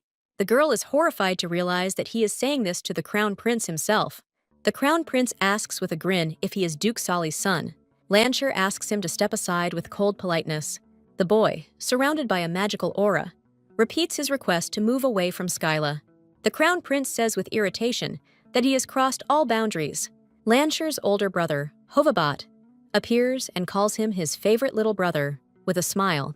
Hovabat apologizes to the Crown Prince for his young brother's behavior. Skyla is surprised to hear the name of Lancher's older brother. Hovabat greets Skyla with a smile, saying that they haven't seen each other for a long time. The older brother scolds Lancher for his behavior, fearing problems for their family. Lancher panics and begs Skyla to save him, but she only closes her eyes tiredly. The heroine coldly asks Lancher to step aside. The guy sadly says that he doesn't like what she's doing now. The girl looks at him with a determined expression, making it clear that her patience is running out. Skyla takes the Crown Prince's hand and invites him to dance. The Crown Prince says with a grin that he has heard many rumors that she is a terrible dancer. The Crown Prince assumes that these rumors are being spread by her friends, and Skyla denies it with a smile. The girl says with slight irony that he probably misheard. She says with a smile that she has no friends, and they start dancing. The guests at the ball admire her dress, and the Crown Prince notices that she is not even wearing a corset. One of the ladies enviously wonders if it would be appropriate to ask Lady Cairn about the fabric for her dress. The Crown Prince notices that Skyla's thoughts have wandered to another, and sadly wonders if he is really that unattractive. The girl assures him that it is an honor for her to simply dance with him. She confirms with a smile that this is true. The Crown Prince notes with regret that her words about having no friends turned out to be a lie.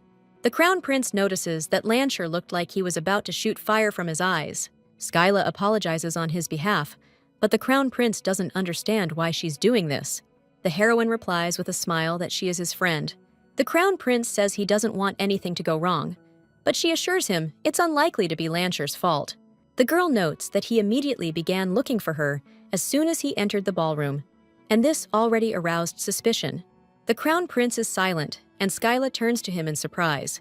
The heroine is surprised to realize that for the first time, she enjoys ordinary conversation.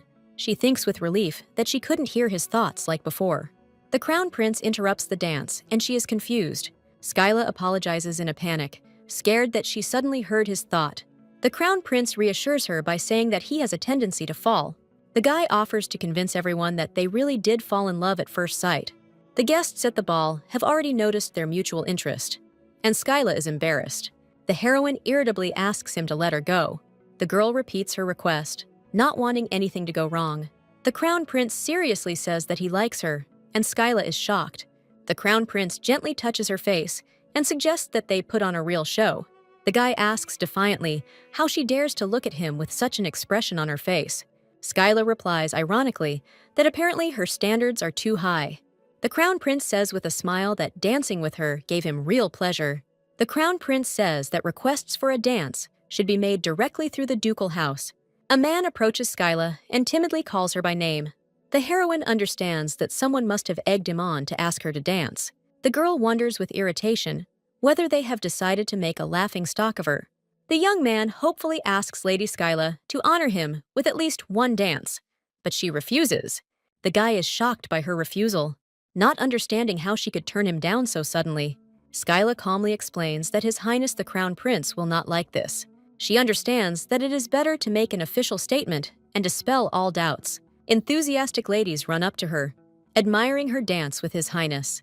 The girls surround her, and Skyla is confused and doesn't know what to do now. One of the ladies invites her to join them for a cup of tea. Skyla notices them looking at her velvet dress with curiosity. Her eyes show an understanding of their true motives. She realizes that these people did not come for sincere compliments, but to find out what's what. The girls are persistently inviting her, and Skyla thinks with irritation how clingy they are. Viscount Artesina suddenly appears and says that he and the lady have urgent business. Ketnip introduces himself with a smile as the royal magician, and the ladies are delighted. The girls are delighted to have met a real magician. The guy says he needs to discuss something with Lady Cairn and asks to steal her for a while. The Viscount smiles and invites Skyla to come with him, and she follows him. Skyla thanks the Viscount for his help. Ketnip asks, confused, why she's looking at him like that. The guy says she is incredibly beautiful. He adds that today she is especially beautiful because she usually acts as if she is about to throw him to the ground. Ketnip admits that her sudden softness leaves him confused. The young man asks to keep the secret of his origin a secret. Skyla smiles and promises not to reveal his secret, swearing on the honor of House Cairn. The Viscount asks in surprise why she is doing this. The girl ironically asks if he would prefer that she shout about it to everyone she meets. Ketnip sheepishly says that's not what he meant. Skyla notices his confusion and jumbled thoughts. The guy says with admiration that she is really kind, even though now is not the best time. He asks if taking advantage of someone else's weakness isn't kindness. The heroine understandably replies that everyone has secrets that they would not like to reveal. Ketnip looks at her in surprise, not expecting such wisdom. Skyla says with slight irritation that she doesn't care who is the witch's descendant and who is her grandfather. The Viscount admits that he seems to have underestimated her.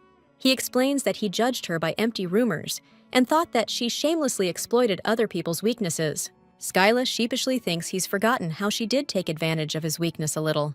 Ketnip sincerely asks for forgiveness, bowing to her. Ketnip apologizes, saying that she kindly allowed him to ride in her carriage, and he, the scoundrel, threatened her. The guy asks hopefully if she can forgive him. Skyla replies with a smile that since he opened the palace gates for her, they are even. The Viscount is surprised to learn that she has a magic stone and says that, according to legend, it can be used to make anyone fall in love with her. The young man notes with regret that she seems to have this stone. Ketnip shyly asks her to call him by his name. Skyla coldly reminds him that they are not that close. The Viscount looks at her in surprise and notices Lady Karen. The heroine thinks with irritation, didn't she ask him to be more careful with his tricks? The girl remembers that he had already threatened her once and does not believe in his sincerity. The guy, realizing his mistake, apologizes and is about to leave. Skyla is surprised at how easily he backed down. Unlike Lancher, the heroine notices the rare golden color of his eyes. Ketnip asks with a flirtatious smile if she likes his face. The guy invites her to take a closer look at him if she wants. Skyla realizes with irritation that he is not going to back down. The girl thinks with a grin that he is even more persistent than Lancher. The heroine says that if they have nothing more to talk about, she will leave. The Viscount, in a panic, asks how she plans to return to the ballroom and deal with all the society ladies. Ketnip reminds her with a smile that he is a mage and can teleport her straight to the carriage. Skyla grins and suggests that he take her straight to the Duchy of Kirin, since he is so strong. The girl asks defiantly if this is a problem for him. Ketnip explains with a smile that the palace is surrounded by powerful protective magic, and it is impossible to pass through it. The heroine says with a satisfied look that Lancher did it. The Viscount is confused, and she, without waiting for an answer, is about to leave. The guy, with tears in his eyes, says that he would have brought her home in a much more charming way than just a carriage. He smiles and tells her to watch carefully and begins to cast a spell. A cute gray cat appears, and Skyla is surprised to realize it is Viscount Artesina. The heroine remembers that transformation magic is a unique skill of witches, which even Lancher is not capable of. Ketnip, in the form of a cat, hopes that now the lady will think that he is cute, and offers to take her after the ball in the form of a butterfly. Skyla thinks with disdain that this guy has no pride at all. The girl says with a cold look that she doesn't see any need for this. The cat is shocked by her reaction and angrily calls her a soulless doll and an ice block. Skyla thanks him for demonstrating rare magic and gets ready to leave. Suddenly, some people appear and shout in panic that she can't just barge in here. A drunk lady appears and happily recognizes Skyla. The heroine asks suspiciously how much she drank. The man next to the drunk lady asks in surprise if they know each other. Skyla, holding the cat, asks him to leave, not wanting to make a scene. The girl claims she is not drunk, but the cat in her arms doubtfully thinks she is definitely drunk. A drunk lady with tears in her eyes screams that she hates Skyla. She asks in despair why the crown prince danced with her and not with her. Skyla coldly advises Lady Aronia to return to her room if she does not want to blush later. The heroine reminds her that she warned her before her business failed. Aronia screams in rage, asking if she knows what happened to her position in Garnet's house after that. Skyla answers with an indifferent look that she doesn't, and the cat in her arms confirms this. The rival says with disdain that Skyla has had everything served to her on a silver platter her entire life. Aronia, with tears in her eyes, confesses that she is the illegitimate daughter of the Marquis of Garnet. The girl explains that her mother was a servant in the Marquis's house, and Skyla listens to her with understanding. Aronia asks bitterly if she thinks the Marquis treated them with kindness. She recalls how her father only acknowledged her after the Marquis's death, and how her half-siblings treated her like trash. After the failure of her spice business, the Marquis locked her in the attic, and she thought she could improve her life if she attracted the attention of the Crown Prince. Aronia asks tearfully if she came to apologize, since she doesn't need all this. Skyla asks in surprise why she would apologize to her. The rival is shocked by her words, not believing her ears. The heroine says that her situation is, of course, sad, but she has nothing to do with it. Skyla says with a cold gaze that desperation is no excuse for stealing someone else's ball invitation. She notes that circumstances and misdeeds are two different things. The girl asks with disdain whether 50,000 francs was not enough. Skyla, holding the cat, reminds her that she gave her money for a new business and asks if she squandered it again. Aronia is confused by Skyla's generous offer. The heroine, with a cat in her arms, coldly tells her not to loom before her eyes. The girl advises her to sober up before returning and leaves. Skyla walks down the corridor with the cat in her arms and is met by surprised servants. Ketnip, in the form of a cat, asks her with a sweet smile to take him home. One of the men looks at the cat with affection and says how cute he is. Skyla hands him the cat and offers to take it for himself. The man panics and refuses, not daring to take the lady's cat. Ketnip hisses in rage and threatens to haunt him in his nightmares. The heroine thinks with irritation that it would be better if she threw him off the balcony. Skyla decides it's time to say hello to Lancher's family and head back, but first she needs to deal with the cat. The cat angrily asks if she tried to throw him at the servants. Ketnip screams with tears in her eyes. How could she just give him to another man? And Skyla panics. The cat reproachfully says that many have already seen him in her arms, and if he suddenly disappears, people will ask if she abandoned him. The cat-like boy hopes that if he can go with her to the Cairn estate, he can stay with her as a pet. Skyla sighs and gives him permission to do whatever he wants.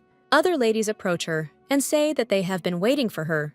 The heroine apologizes for her timid cat, but the ladies do not leave. The cat looks pleased and thinks that it turned out well, and Skyla, with a grin, understands that he can be useful. The girl thinks with irritation that she doesn't want to waste time chatting with annoying gossips. The girls discuss Lancher, admiring him, while Skyla looks at him with irritation. One of the ladies offers to invite him to dance. Skyla reminds him with surprise that he is famous for never dancing with anyone. The pink-haired girl says it's still worth a try, since he looks so lonely by the window. She indignantly asks how Lady Skyla could do this to him. Skyla is shocked by her words. Not understanding what she means, one of the ladies says with disdain that Lady Skyla is simply terrible. Another one thinks sadly that poor Lord Lancher must be heartbroken. The pink-haired girl confidently declares that only she can heal his wounds, but Skyla advises her to volunteer at the hospital. She pulls her hand back in horror, afraid that Skyla is standing right behind her. The girl panics and apologizes, saying that she didn't notice her. Skyla says with a cold look that they shouldn't spread such gossip. She bitterly thinks that society sees her as a heartless villain, and Lancher as a tragic young aristocrat. The heroine defiantly asks where she saw Lancher. The girl embarrassedly recalls that he was sitting by the window. Skyla asks him with a sly smile to take her to him while she is still in a good mood. She sees Lancher, who truly looks lonely, and thinks of him with sympathy. Hovabat, Lancher's older brother, suddenly appears and greets her happily. He notes with a smile that they haven't seen each other for a long time and complains about the hectic days. Skyla asks with a polite smile how brother Hovivat is doing. Hovabat offers her a handshake with a smile for old time's sake. Skyla thinks with irony, what kind of handshake is this if they have known all of each other's mistakes since they were in diapers? The guy says with a smile that she will soon become the Duchess of Cairn, and he should behave accordingly. The heroine asks where the Duke and Duchess of Sali are, and Hovabat replies that they are at a meeting with the Empress. The girl regretfully realizes that she will not be able to greet them today. Hovabat notices her bad mood and asks what's wrong with her face. Lancher suddenly lays his head on her shoulder, saying that he himself does not know what is wrong with him. The older brother whispers in her ear that Lancher said he would not dance with anyone but her. Hovabat asks her to be gentle with him, reminding her that this is just Lancher. The boy strokes the cat tenderly, calling him his little big brother. The young man, with tears in his eyes, thinks that now even the cat will reject him. Skyla sadly recalls how she spent all this time trying to justify his childish antics. Lancher approaches her and asks her to dance with him. The girl asks in surprise why this sudden change, since she had already danced with the crown prince. The guy hopefully asks if this means she will dance with him now. Skyla looks at him silently, not knowing what to answer. Lancher takes her hand and invites her to go home. The heroine is surprised by his offer, and he says that her hands are icy and she will catch a cold if she stays. The guy sadly asks if this means she won't dance. The young man regretfully wonders if he did something wrong. Lancher asks if she is angry at him for his actions. Skyla replies with slight irritation that she doesn't. The heroine sadly says that they are just friends, and nothing more. The guy objects, saying that friends don't dance together at balls, because that's what lovers do. Skyla replies ironically that the crown prince must be interested in her. Lancher desperately suggests that they become lovers. The young man, with tears in his eyes, admits that even he knows that dancing is made for lovers. The guy confesses his love to her again and begs her not to leave him. Lancher tearfully says he endured, even when she pushed him away time and time again. Now he is terrified that she might actually leave him. Skyla wonders with irritation why he is crying and why he is confusing her again. The guy says that this is already the 323rd time he has confessed to her. The heroine is surprised to realize that she begins to want to stop it. Lancher tearfully tells her again that he likes her. The girl, with pain in her heart, wonders why he can't just love her back. Skyla finally realizes that the poison of years of suppressed feelings has broken out. The heroine asks him directly if he loves her. She reluctantly admits that yes, a little, but immediately asks him to stop. The girl says bitterly that he still doesn't understand what he's talking about.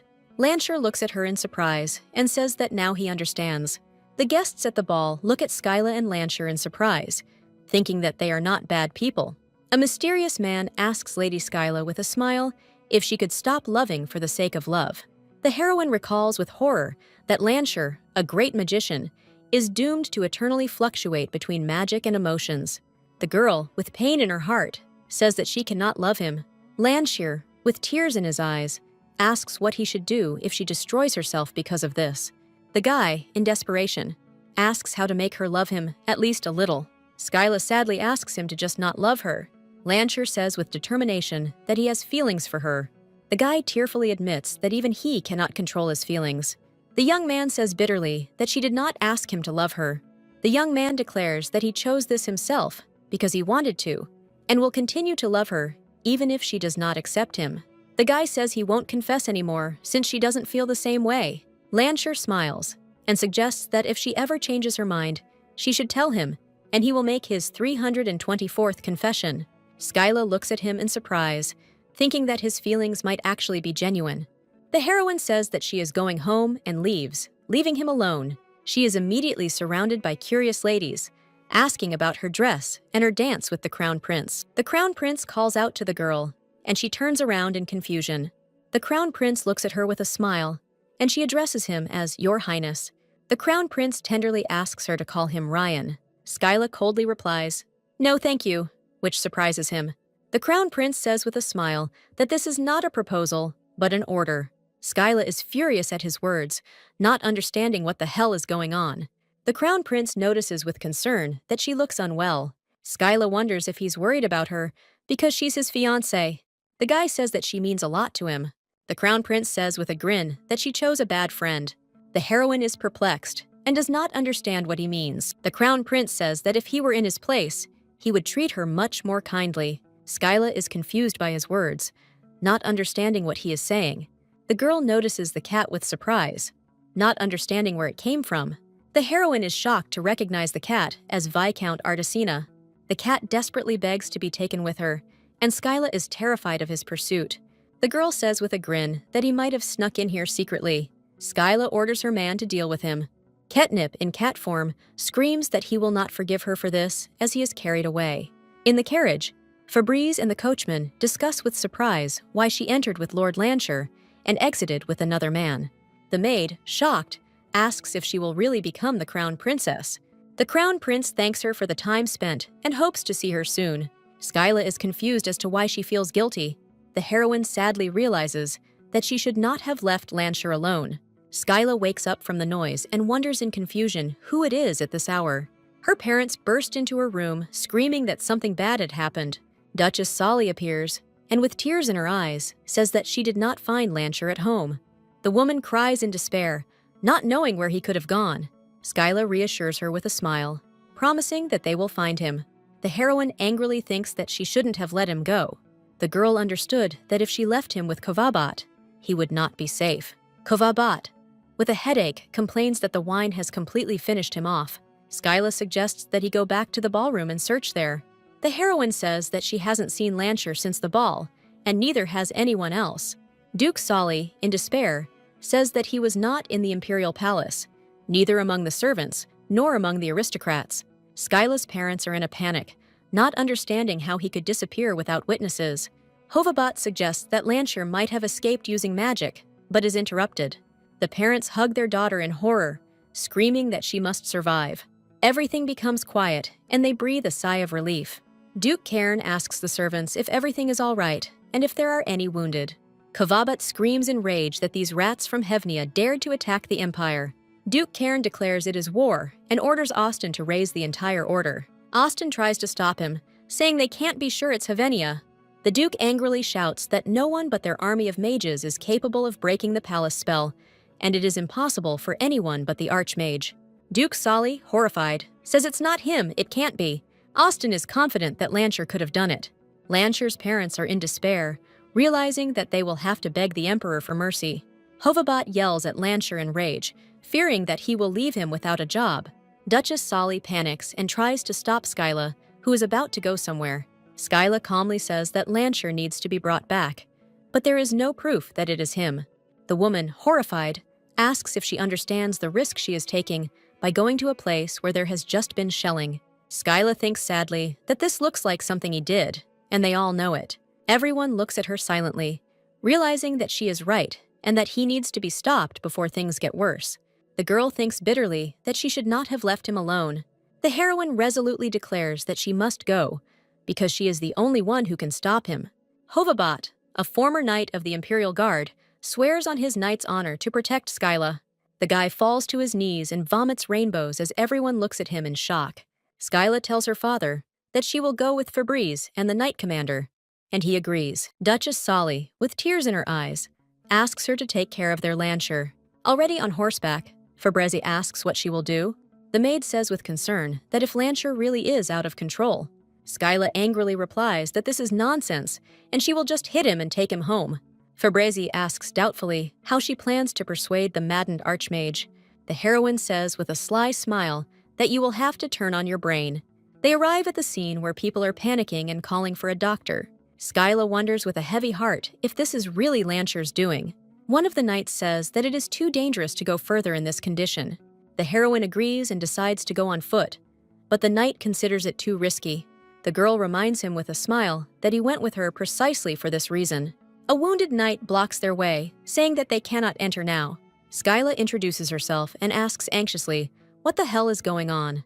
The knight is shocked that in front of him is the very same lady from the house of Carolyn. Another knight asks if the castle wall has been destroyed by magic. The wounded man says that he cannot tell them anything and asks them to leave, as it is dangerous here. Suddenly, someone shouts that there is a magician there and asks for urgent help. Ketnip wonders with surprise if this is the healer the Crown Prince spoke of. Skyla angrily asks the Viscount what such insolence means. Ketnip hugs her with delight, saying that he missed her so much. The heroine grabs him by the collar with force, demanding an answer as to how he dares to behave like this. Fabrice shouts in rage that even she has not yet dared to hug her. And Ketnip panics and justifies himself by saying that he is not some madman, but a court magician. The boy proudly declares that he is the one who has the honor of dancing with my lady, and Skyla thinks that makes him sound even more suspicious. The heroine coldly suggests that he first take care of the wounded. The Viscount treats the wounds and says that they are not fatal, but there are internal injuries, and orders him to be transferred to the infirmary. Skyla asks Viscount Artesina what he meant when he said he was looking for her. Ketnip says with a smile that she must know who broke down the Ulster wall. Skyla breathes a sigh of relief, certain it couldn't have been Lansher. Ketnip regretfully reports that it was Lord Lansher, and no one else could have done it. The heroine covers her face with her hands in horror, unable to believe that it is really him. The girl worries that if he loses control of his magic again, there will be even more casualties. Skyla determinedly orders the Viscount to take her to Lord Lansher. She confidently states that she will take responsibility from now on. Arriving at the scene, the heroine asks what exactly happened. Skyla is in no mood for wordplay and asks point-blank when Lansher started losing control. Ketnip asks in surprise if she means magical overload. Skyla is confused, thinking that he must have committed adultery. The Viscount, shocked, asks if she just read his thoughts. The heroine panics and realizes that she has done it again. Ketnip is horrified by her ability, not believing that such a thing is possible. The guy says that he advised His Highness that this was not true, but they did not listen to him. Ketnip explains that the royal knights believe Lord Lansher has rebelled against the crown prince. As a result, they achieve the military's execution of Lord Lansher. Skyla says it's absurd to accuse such a reserved man of treason, and the Viscount agrees. The crown prince says with a grin that he probably just had too much to drink. Ketnip says with a smile that someone who is not aware of these circumstances might misunderstand their relationship. Skyla wonders wistfully if she still has the right to be near Lansher. The heroine remembers that archmages are paradoxical creatures, and their only weakness is themselves. The girl realizes that the biggest threat to Lansher is herself. Ketnip shakes her, asking her to come to her senses. The boy warns that if she can't stop Lord Lansher, they will have to strike him down. The Viscount says hopefully that they must save Lord Lansher. They approach the door, behind which an ominous weight can be felt, although not a drop of mana can be felt. Ketnip explains that he deliberately hid this from others, as the royal knights would have used force. The guy asks in horror if she is going to go there alone, without a weapon. Skyla says with confidence that of course he's going with her. The heroine says that Lansher may not be quite himself, but he will not harm her, but he can be hurt. The girl reminds him with a grin that he is a healing mage. Ketnip enthusiastically offers to escort her, and promises to definitely invite her to the Duchy of Karen. Skyla worries about what will happen if she and Lansher are both injured. The Viscount is perplexed and does not understand what she means. The heroine explains that this is a manifestation of magic at its limit, and he is on the very brink of a magical explosion. The girl looks at Lansher with concern, not recognizing him. Skyla angrily yells at him, asking if he was the one who destroyed the outer wall of the palace. The heroine angrily scolds him, reminding him that the repairs cost a lot of taxpayers' money. Skyla calls out to Lansher tenderly and invites him to come home. The heroine sadly thinks that now she looks to him like a woman who rejected him, but brazenly appeared again. The girl asks him to come back with a smile, asking for forgiveness for everything. Skyla notices that the light has dimmed and realizes that he is calming down. An image of his mother emerges in his memories, who is glad that he came to her. The maid is touched by how sweet he is, but he only whines in response. In the hallway, the maids whisper about why the younger gentleman lives in a separate mansion. One of them says with disdain that, to put it mildly, he is a great magician. In fact, he is just a monster, and little Lansher hears their conversation. The maids say he was thrown out because he is dangerous and complain that they have to walk so far. Little Skyla angrily screams at him to stay away from her. The girl angrily demands that he apologize to her. Lansher was horrified by her scream, because this was the first time he had met a person who dared to yell at him. The guy sadly asks if he is strange. Skyla asks irritably what he's talking about. The girl says that he is a child who lives here and asks him to take her there. Now grown up, Skyla, with pain in her heart, asks Lansher not to provoke her. The heroine remembers how he said that he would take responsibility. Lansher says bitterly that she was also afraid for herself, but instead of comforting him, she left him alone. Skyla smiles and admits that she likes him and apologizes for constantly hurting him. Skyla thought bitterly that pushing him away was the only way to protect him. The heroine says that this is not to calm him down, but to be honest. Lansher asks, with pain in his voice, why she refused him then. The girl admits that she did it because she likes him. His feelings are once again fluctuating unstably, and she notices this with alarm. Skyla wonders desperately if it's too late to convince him with words. The heroine remembers how Phoebus asked her how to convince Lansher. The girl thinks with a grin that she was simply using her mind. She asks him to let her hit him once. Skyla hits herself hard, begging him to pass out, and Lansher closes his eyes in horror. The heroine walks down the corridor, confusedly wondering if this is true. The girl is burning with shame, not believing that she could say such tender words in front of everyone. Skyla panics, wondering what's wrong with romance and why she's blushing. She realizes with horror that she is actually blushing now. The heroine anxiously thinks about what she will do when she sees Lancher tomorrow and what they will talk about. The girl lies in bed, thinking that she and Lancher have had so many tea parties, but each time it feels new. Skyla thinks fondly of Lancher, sensing that he feels the same. The guy asks if she feels awkward telling others that they like each other. Skyla asks him with a flirtatious smile, "What about him?" Lancher replies with surprise that everyone already knows that he loves her. Skyla, shocked, asks what he means. The girl screams in panic, asking if he has already told everyone. The heroine thinks with embarrassment that they like each other. Lancher is confused, not understanding what she is talking about. The guy reminds her with a smile that he always told her this since childhood. The young man says that of all the people in the world, she is his best friend. Skyla asks sheepishly if he means her as much as she means him. She imagines what it would be like to one day live under the same roof with him. The heroine dreams of wanting to grow old next to him. The girl shyly asks if he is talking not about friendship, but about love between a man and a woman. Skyla screams in rage, "What's the difference?" The guy, confused, asks why she is suddenly acting like this. The heroine angrily screams at him not to follow her. The girl asks him not to come to her until she calls him herself. Lancher desperately asks where they can meet then. Skyla coldly says that she just doesn't want to see him right now. The maids ask in surprise where she's going in such a hurry.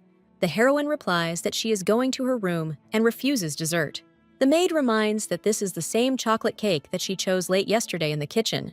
Skyla, with an indifferent look, says that she doesn't like sweets and let Lancher eat everything.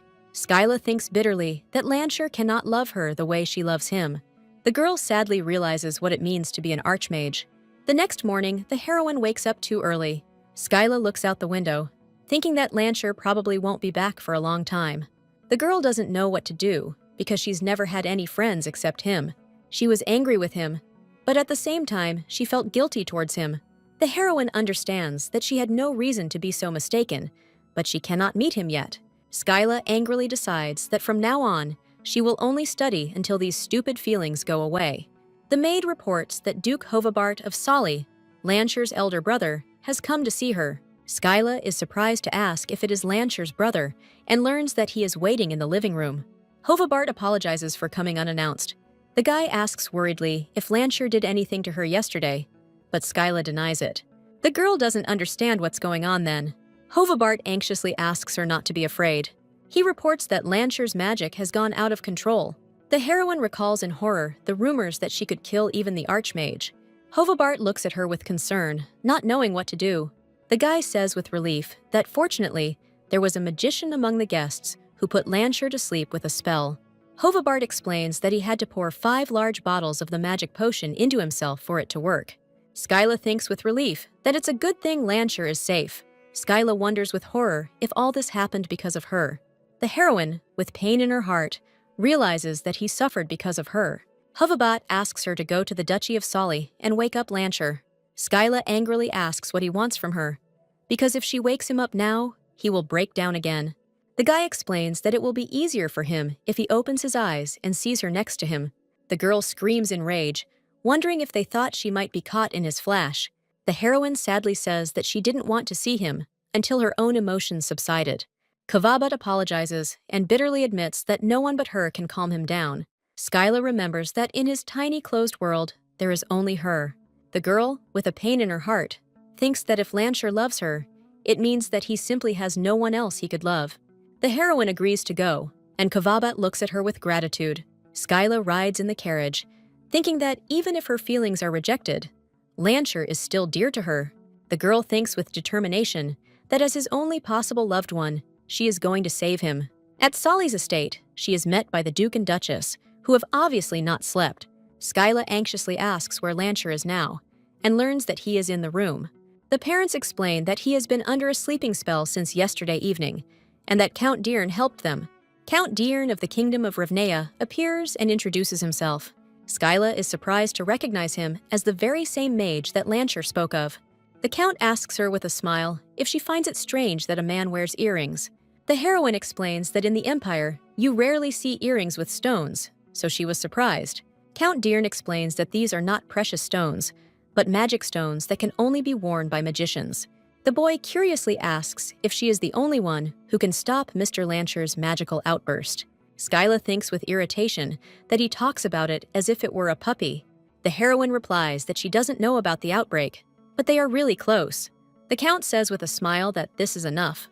Duchess Solly asks Skyla to go with Earl Dern as they are going to wake Lancher. Lancher's parents tearfully thank her for coming. Skyla and the Count walk up the stairs, and she thinks anxiously about keeping his emotions from breaking down again. Count Deern suddenly asks if they are engaged. Skyla panics at his sudden question, but he apologizes. The guy explains that he asked such a direct question because he couldn't resist. The Count says he got the impression that Mr. Lancher valued her very much.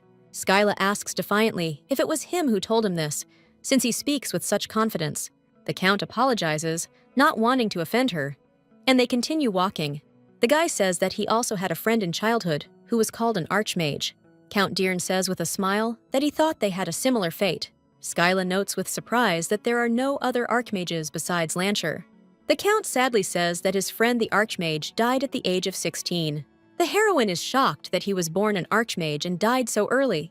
The Count bitterly suggests that he died precisely because he was an archmage. Count Deern says she knows how much emotion affects the archmage, and his friend also had poor control over them.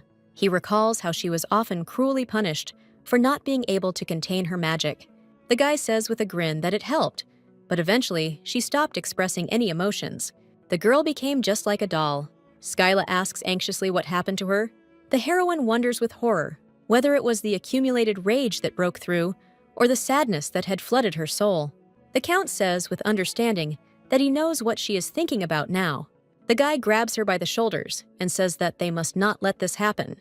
The Crown Prince regretfully says that this is impossible, my lady. Skyla furiously asks if he means to say that Lancher will die too. The Count says with a smile that, alas, people inevitably fall in love. He remembers with bitterness that the girl fell in love for the first time at 16. The guy says with pain in his voice that it was love that killed her. Skyla dreads what awaits Lancher. The heroine, confused, asks why he said she fell in love then. The Count explains that she fell in love with someone for the first time in her life, and everything worked out. He asks her to marry him, and she asks again in surprise. The guy tenderly says that he wants to spend his whole life with her. The Duke angrily asks if she understands what this means. The girl replies with a smile that it's simple: to always be close to the one you love. The Duke is furious and yells at his stupid girl for wanting to marry a man beneath her. The father angrily says that he will ask himself why he decided to take advantage of his daughter.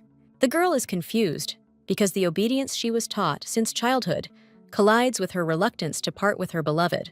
The father reluctantly allows her to be with him. The boy hopefully asks if this is true, but the Duke has one condition. The father says that in 3 months they will separate, and by that time, the daughter will cool down and understand everything. The young man was shocked by his words, not believing that this could be true. The young man falls to his knees and begs him, saying that they love each other. The Duke shouts in rage, asking if he thinks he can make his daughter happy. He orders him to leave within 3 months, otherwise he will be expelled from the kingdom. The guy sheepishly says that he was given permission. Her collapsed world seemed to have been restored a little. The guy's heart was heavy, and he doubted whether he could really make her happy. He was a poor minor nobleman, and she was a great sorceress, capable of becoming the wife of the prince of a neighboring kingdom. The guy tells Bliss that it's time for them to finish. He says with pain in his heart that they must separate. The girl is perplexed and does not understand why he wants to give up everything. The guy clenches his fist, unable to utter a word. The young man says bitterly that he doesn't love her anymore. He let her go, hoping that she would meet someone who would give her happiness. Skyla wonders with horror if all this happened because of her. The heroine, with pain in her heart, realizes that he suffered because of her. Hovabat asks her to go to the Duchy of Solly and wake up Lancher. Skyla angrily asks what he wants from her, because if she wakes him up now, he will break down again. The guy explains that it will be easier for him if he opens his eyes and sees her next to him.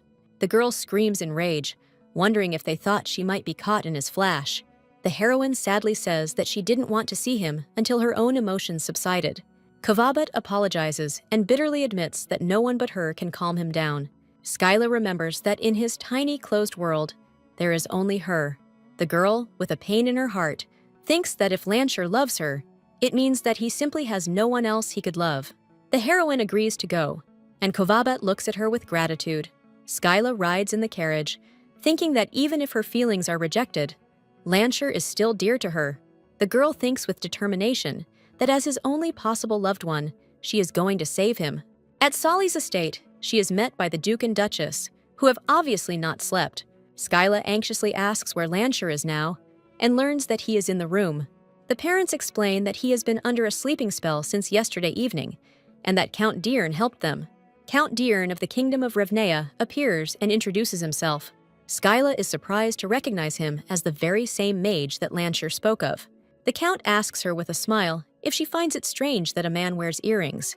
The heroine explains that in the Empire, you rarely see earrings with stones, so she was surprised.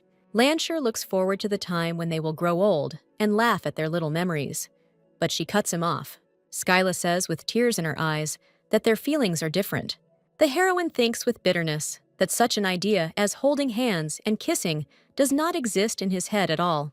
The maid announces that dinner is ready, and Skyla and Lancher wake up.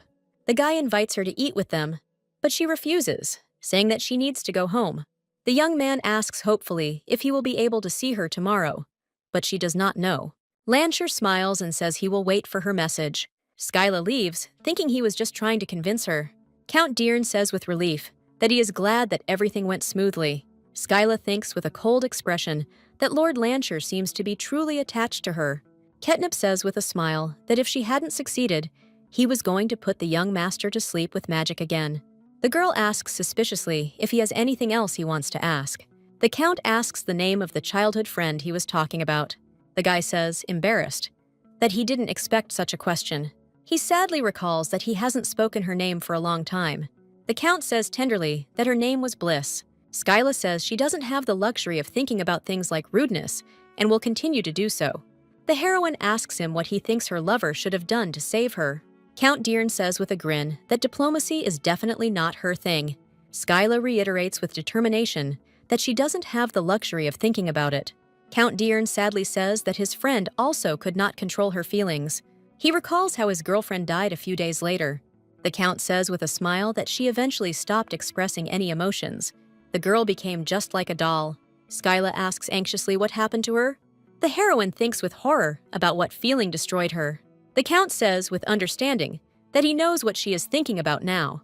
The guy grabs her by the shoulders and says that they must not let this happen. The Crown Prince regretfully says that this is impossible, my lady. Skyla furiously asks if he means to say that Lancher will die too. The Count says with a smile that, alas, people inevitably fall in love. He remembers with bitterness that the girl fell in love for the first time at 16. The guy says with pain in his voice that it was love that killed her. Skyla dreads what awaits Lancher. The heroine, confused, asks why he said she fell in love then. The Count explains that she fell in love with someone for the first time in her life, and everything worked out. He asks her to marry him, and she asks again in surprise. The guy tenderly says that he wants to spend his whole life with her. The Duke angrily asks if she understands what this means. The girl replies with a smile that it's simple, to always be close to the one you love. The Crown Prince notices that she doesn't seem to be in the best mood. The Crown Prince tells her to rest while the Imperial mages bring him back to his senses. The guy, smiling, assures that he is not so cruel as to execute the princess's best friend. Skyla, lying in bed, asks if she can see Lancher. The Crown Prince replies that now is not the time and leaves. The heroine anxiously thinks about what will happen to Lancher. The girl reflects that the surge of magic itself is not his fault, but why the palace in particular? Skyla thinks with relief that at least no one died, and that Lancher probably, unknowingly, protected people. Fabrez runs up to her, and with tears in her eyes says that she thought she had lost her. Skyla hugs her, comforting her, and tells her she's okay. The maid says with horror that she will not survive if something happens to my lady, and Skyla thinks with a smile that she will have to live a long time for her sake. The maids apologize, saying that the maid insisted that she must see her. Skyla asks if her parents know she's here. Fabrez explains that his lordship told them, and she herself explained everything in detail. The girl asks if her forehead is okay. The heroine, confused, asks how long she had been unconscious. Fabrice replies that a day and 12 hours have passed, and Skyla is in shock. She realizes with horror that she has wasted His Highness's time and will have to apologize when they meet. The girl asks Fabrizi what's wrong with Lancher. The maid sadly reports that the imperial court took place yesterday, and she was also present as a witness. The soldier says that soon after the ball ended, the fortress wall collapsed. They were just blocking traffic. And then there was an explosion and a flash of light. Skyla worriedly thinks that Duke Carrion's house was shaken then too. The heroine understands that Lancher must have deliberately made his way into the very depths of the palace. Fabrice has a hard time holding back Skyla, who is eager to have an audience with His Majesty. The maid brings the terrible news that Lord Lancher has been banished to the northern lands. Skyla angrily asks if she heard correctly. Fabrice explains that his punishment was limited to exile only for the honor of the Soli house. The girl remembers in horror that he sleeps without pajamas. The heroine screams in panic that such a person will go north and freeze to death there. Fabrice asks, confused, how she knows this. Skyla angrily says that exile to the north is too cruel. She bursts into the Crown Prince's room, and he, unwittingly recognizing Mr. Lancher's preferences in nightwear, looks away in embarrassment. The heroine says with irritation that, by the way, she always sleeps in her pajamas. The Crown Prince thanks Fabrice for looking after his mistress. The Crown Prince asks the maid to leave them alone for a moment, and she reluctantly leaves. Skyla apologizes for wasting his precious time. The girl bitterly says that as the future head of House Cairn, she should have served the Crown Prince, but instead she only caused trouble. The heroine understands that she cannot hear his thoughts, and thinks that if she could not hear them, she would decide that it simply does not work on the princes. Skyla is surprised to realize that she heard his thoughts at the ball. The Crown Prince says with a smile that he cannot forgive her. The girl asks with a nervous smile what she should do to earn his favor. The Crown Prince smiles and suggests that she call him Kayla. Skyla wonders if this is inappropriate. The Crown Prince says he spent a long time thinking about it and hopes she will like it. The girl is surprised, and he asks why she is so surprised. Skyla laughs and replies that it's simply the first time she's heard His Highness speak so directly about his feelings. The heroine admits with a smile that she was a little surprised, not expecting him to give her an affectionate name. The Crown Prince says they will soon officially announce their engagement, so the nickname is perfectly acceptable. The girl shyly suggests that he also stop calling her Your Highness. Skyla hesitates, thinking that calling the Crown Prince by his first name might be a bit much. The guy says with a grin that, if you're being picky, Leon is also his nickname. The heroine is shocked, because everyone in the Empire knows that the Crown Prince's name is Leon. The Crown Prince whispers his secret in her ear, that his real name is Dandelion. The guy proudly says that yes, it is he, the future emperor named Dandelion. The Crown Prince laughingly suggests that she call him Dandelion, but she refuses. The Crown Prince notes with a smile that she grasps everything quickly. The guy tenderly says that he really likes her, Kayla. Skyla is embarrassed to think that the future emperor calls her by a pet name in such a friendly tone, and she really has come far. The Crown Prince says he was going to tell her later, but she had already heard from her maid. Skyla anxiously asks if Lancher is really going to be exiled to the north. The Crown Prince confirms that this is the verdict passed by His Majesty the Emperor. The girl asks with determination what needs to be done to avoid being sent north.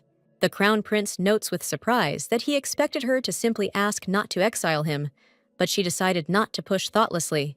The heroine bitterly thinks that Fabrice was right, and Lancher is at a disadvantage in everything. Skyla asks defiantly if they intend to let such talent rot in the north. The Crown Prince says with a grin that to him, he looks like nothing more than a ticking time bomb. The girl confidently declares that she will take control of this. Skyla says with determination that she will put a collar on Lancher and will personally monitor him. The Crown Prince wonders with surprise if this is Kayla's taste, and for some reason he even likes it. The guy regretfully says that it's a pity, and Skyla is shocked by his words. The Crown Prince asks doubtfully how she plans to raise him personally if even his parents have given up on him. Skyla confidently says that she will go north with him if he does not learn to control his emotions within a year. The Crown Prince is perplexed and asks why she should go north if it was young Master Lancher who caused the trouble. The guy asks with surprise if she's ready to give up even the title of Duchess of Cairn for him. Skyla reminds him with a smile that he promised to fulfill any request she made. The Crown Prince recalls his promise with embarrassment. The heroine says that she will analyze the cases in which they managed to gain control, and based on this, she will train Lancher. The Crown Prince says with surprise that he could never have imagined that she would spend the right to her cherished wish on such an uncertain thing. Skyla thanks the Crown Prince with a smile for his help. The heroine hopefully asks if she can see Lancher. The Crown Prince says with a smile that she says the same thing as he does.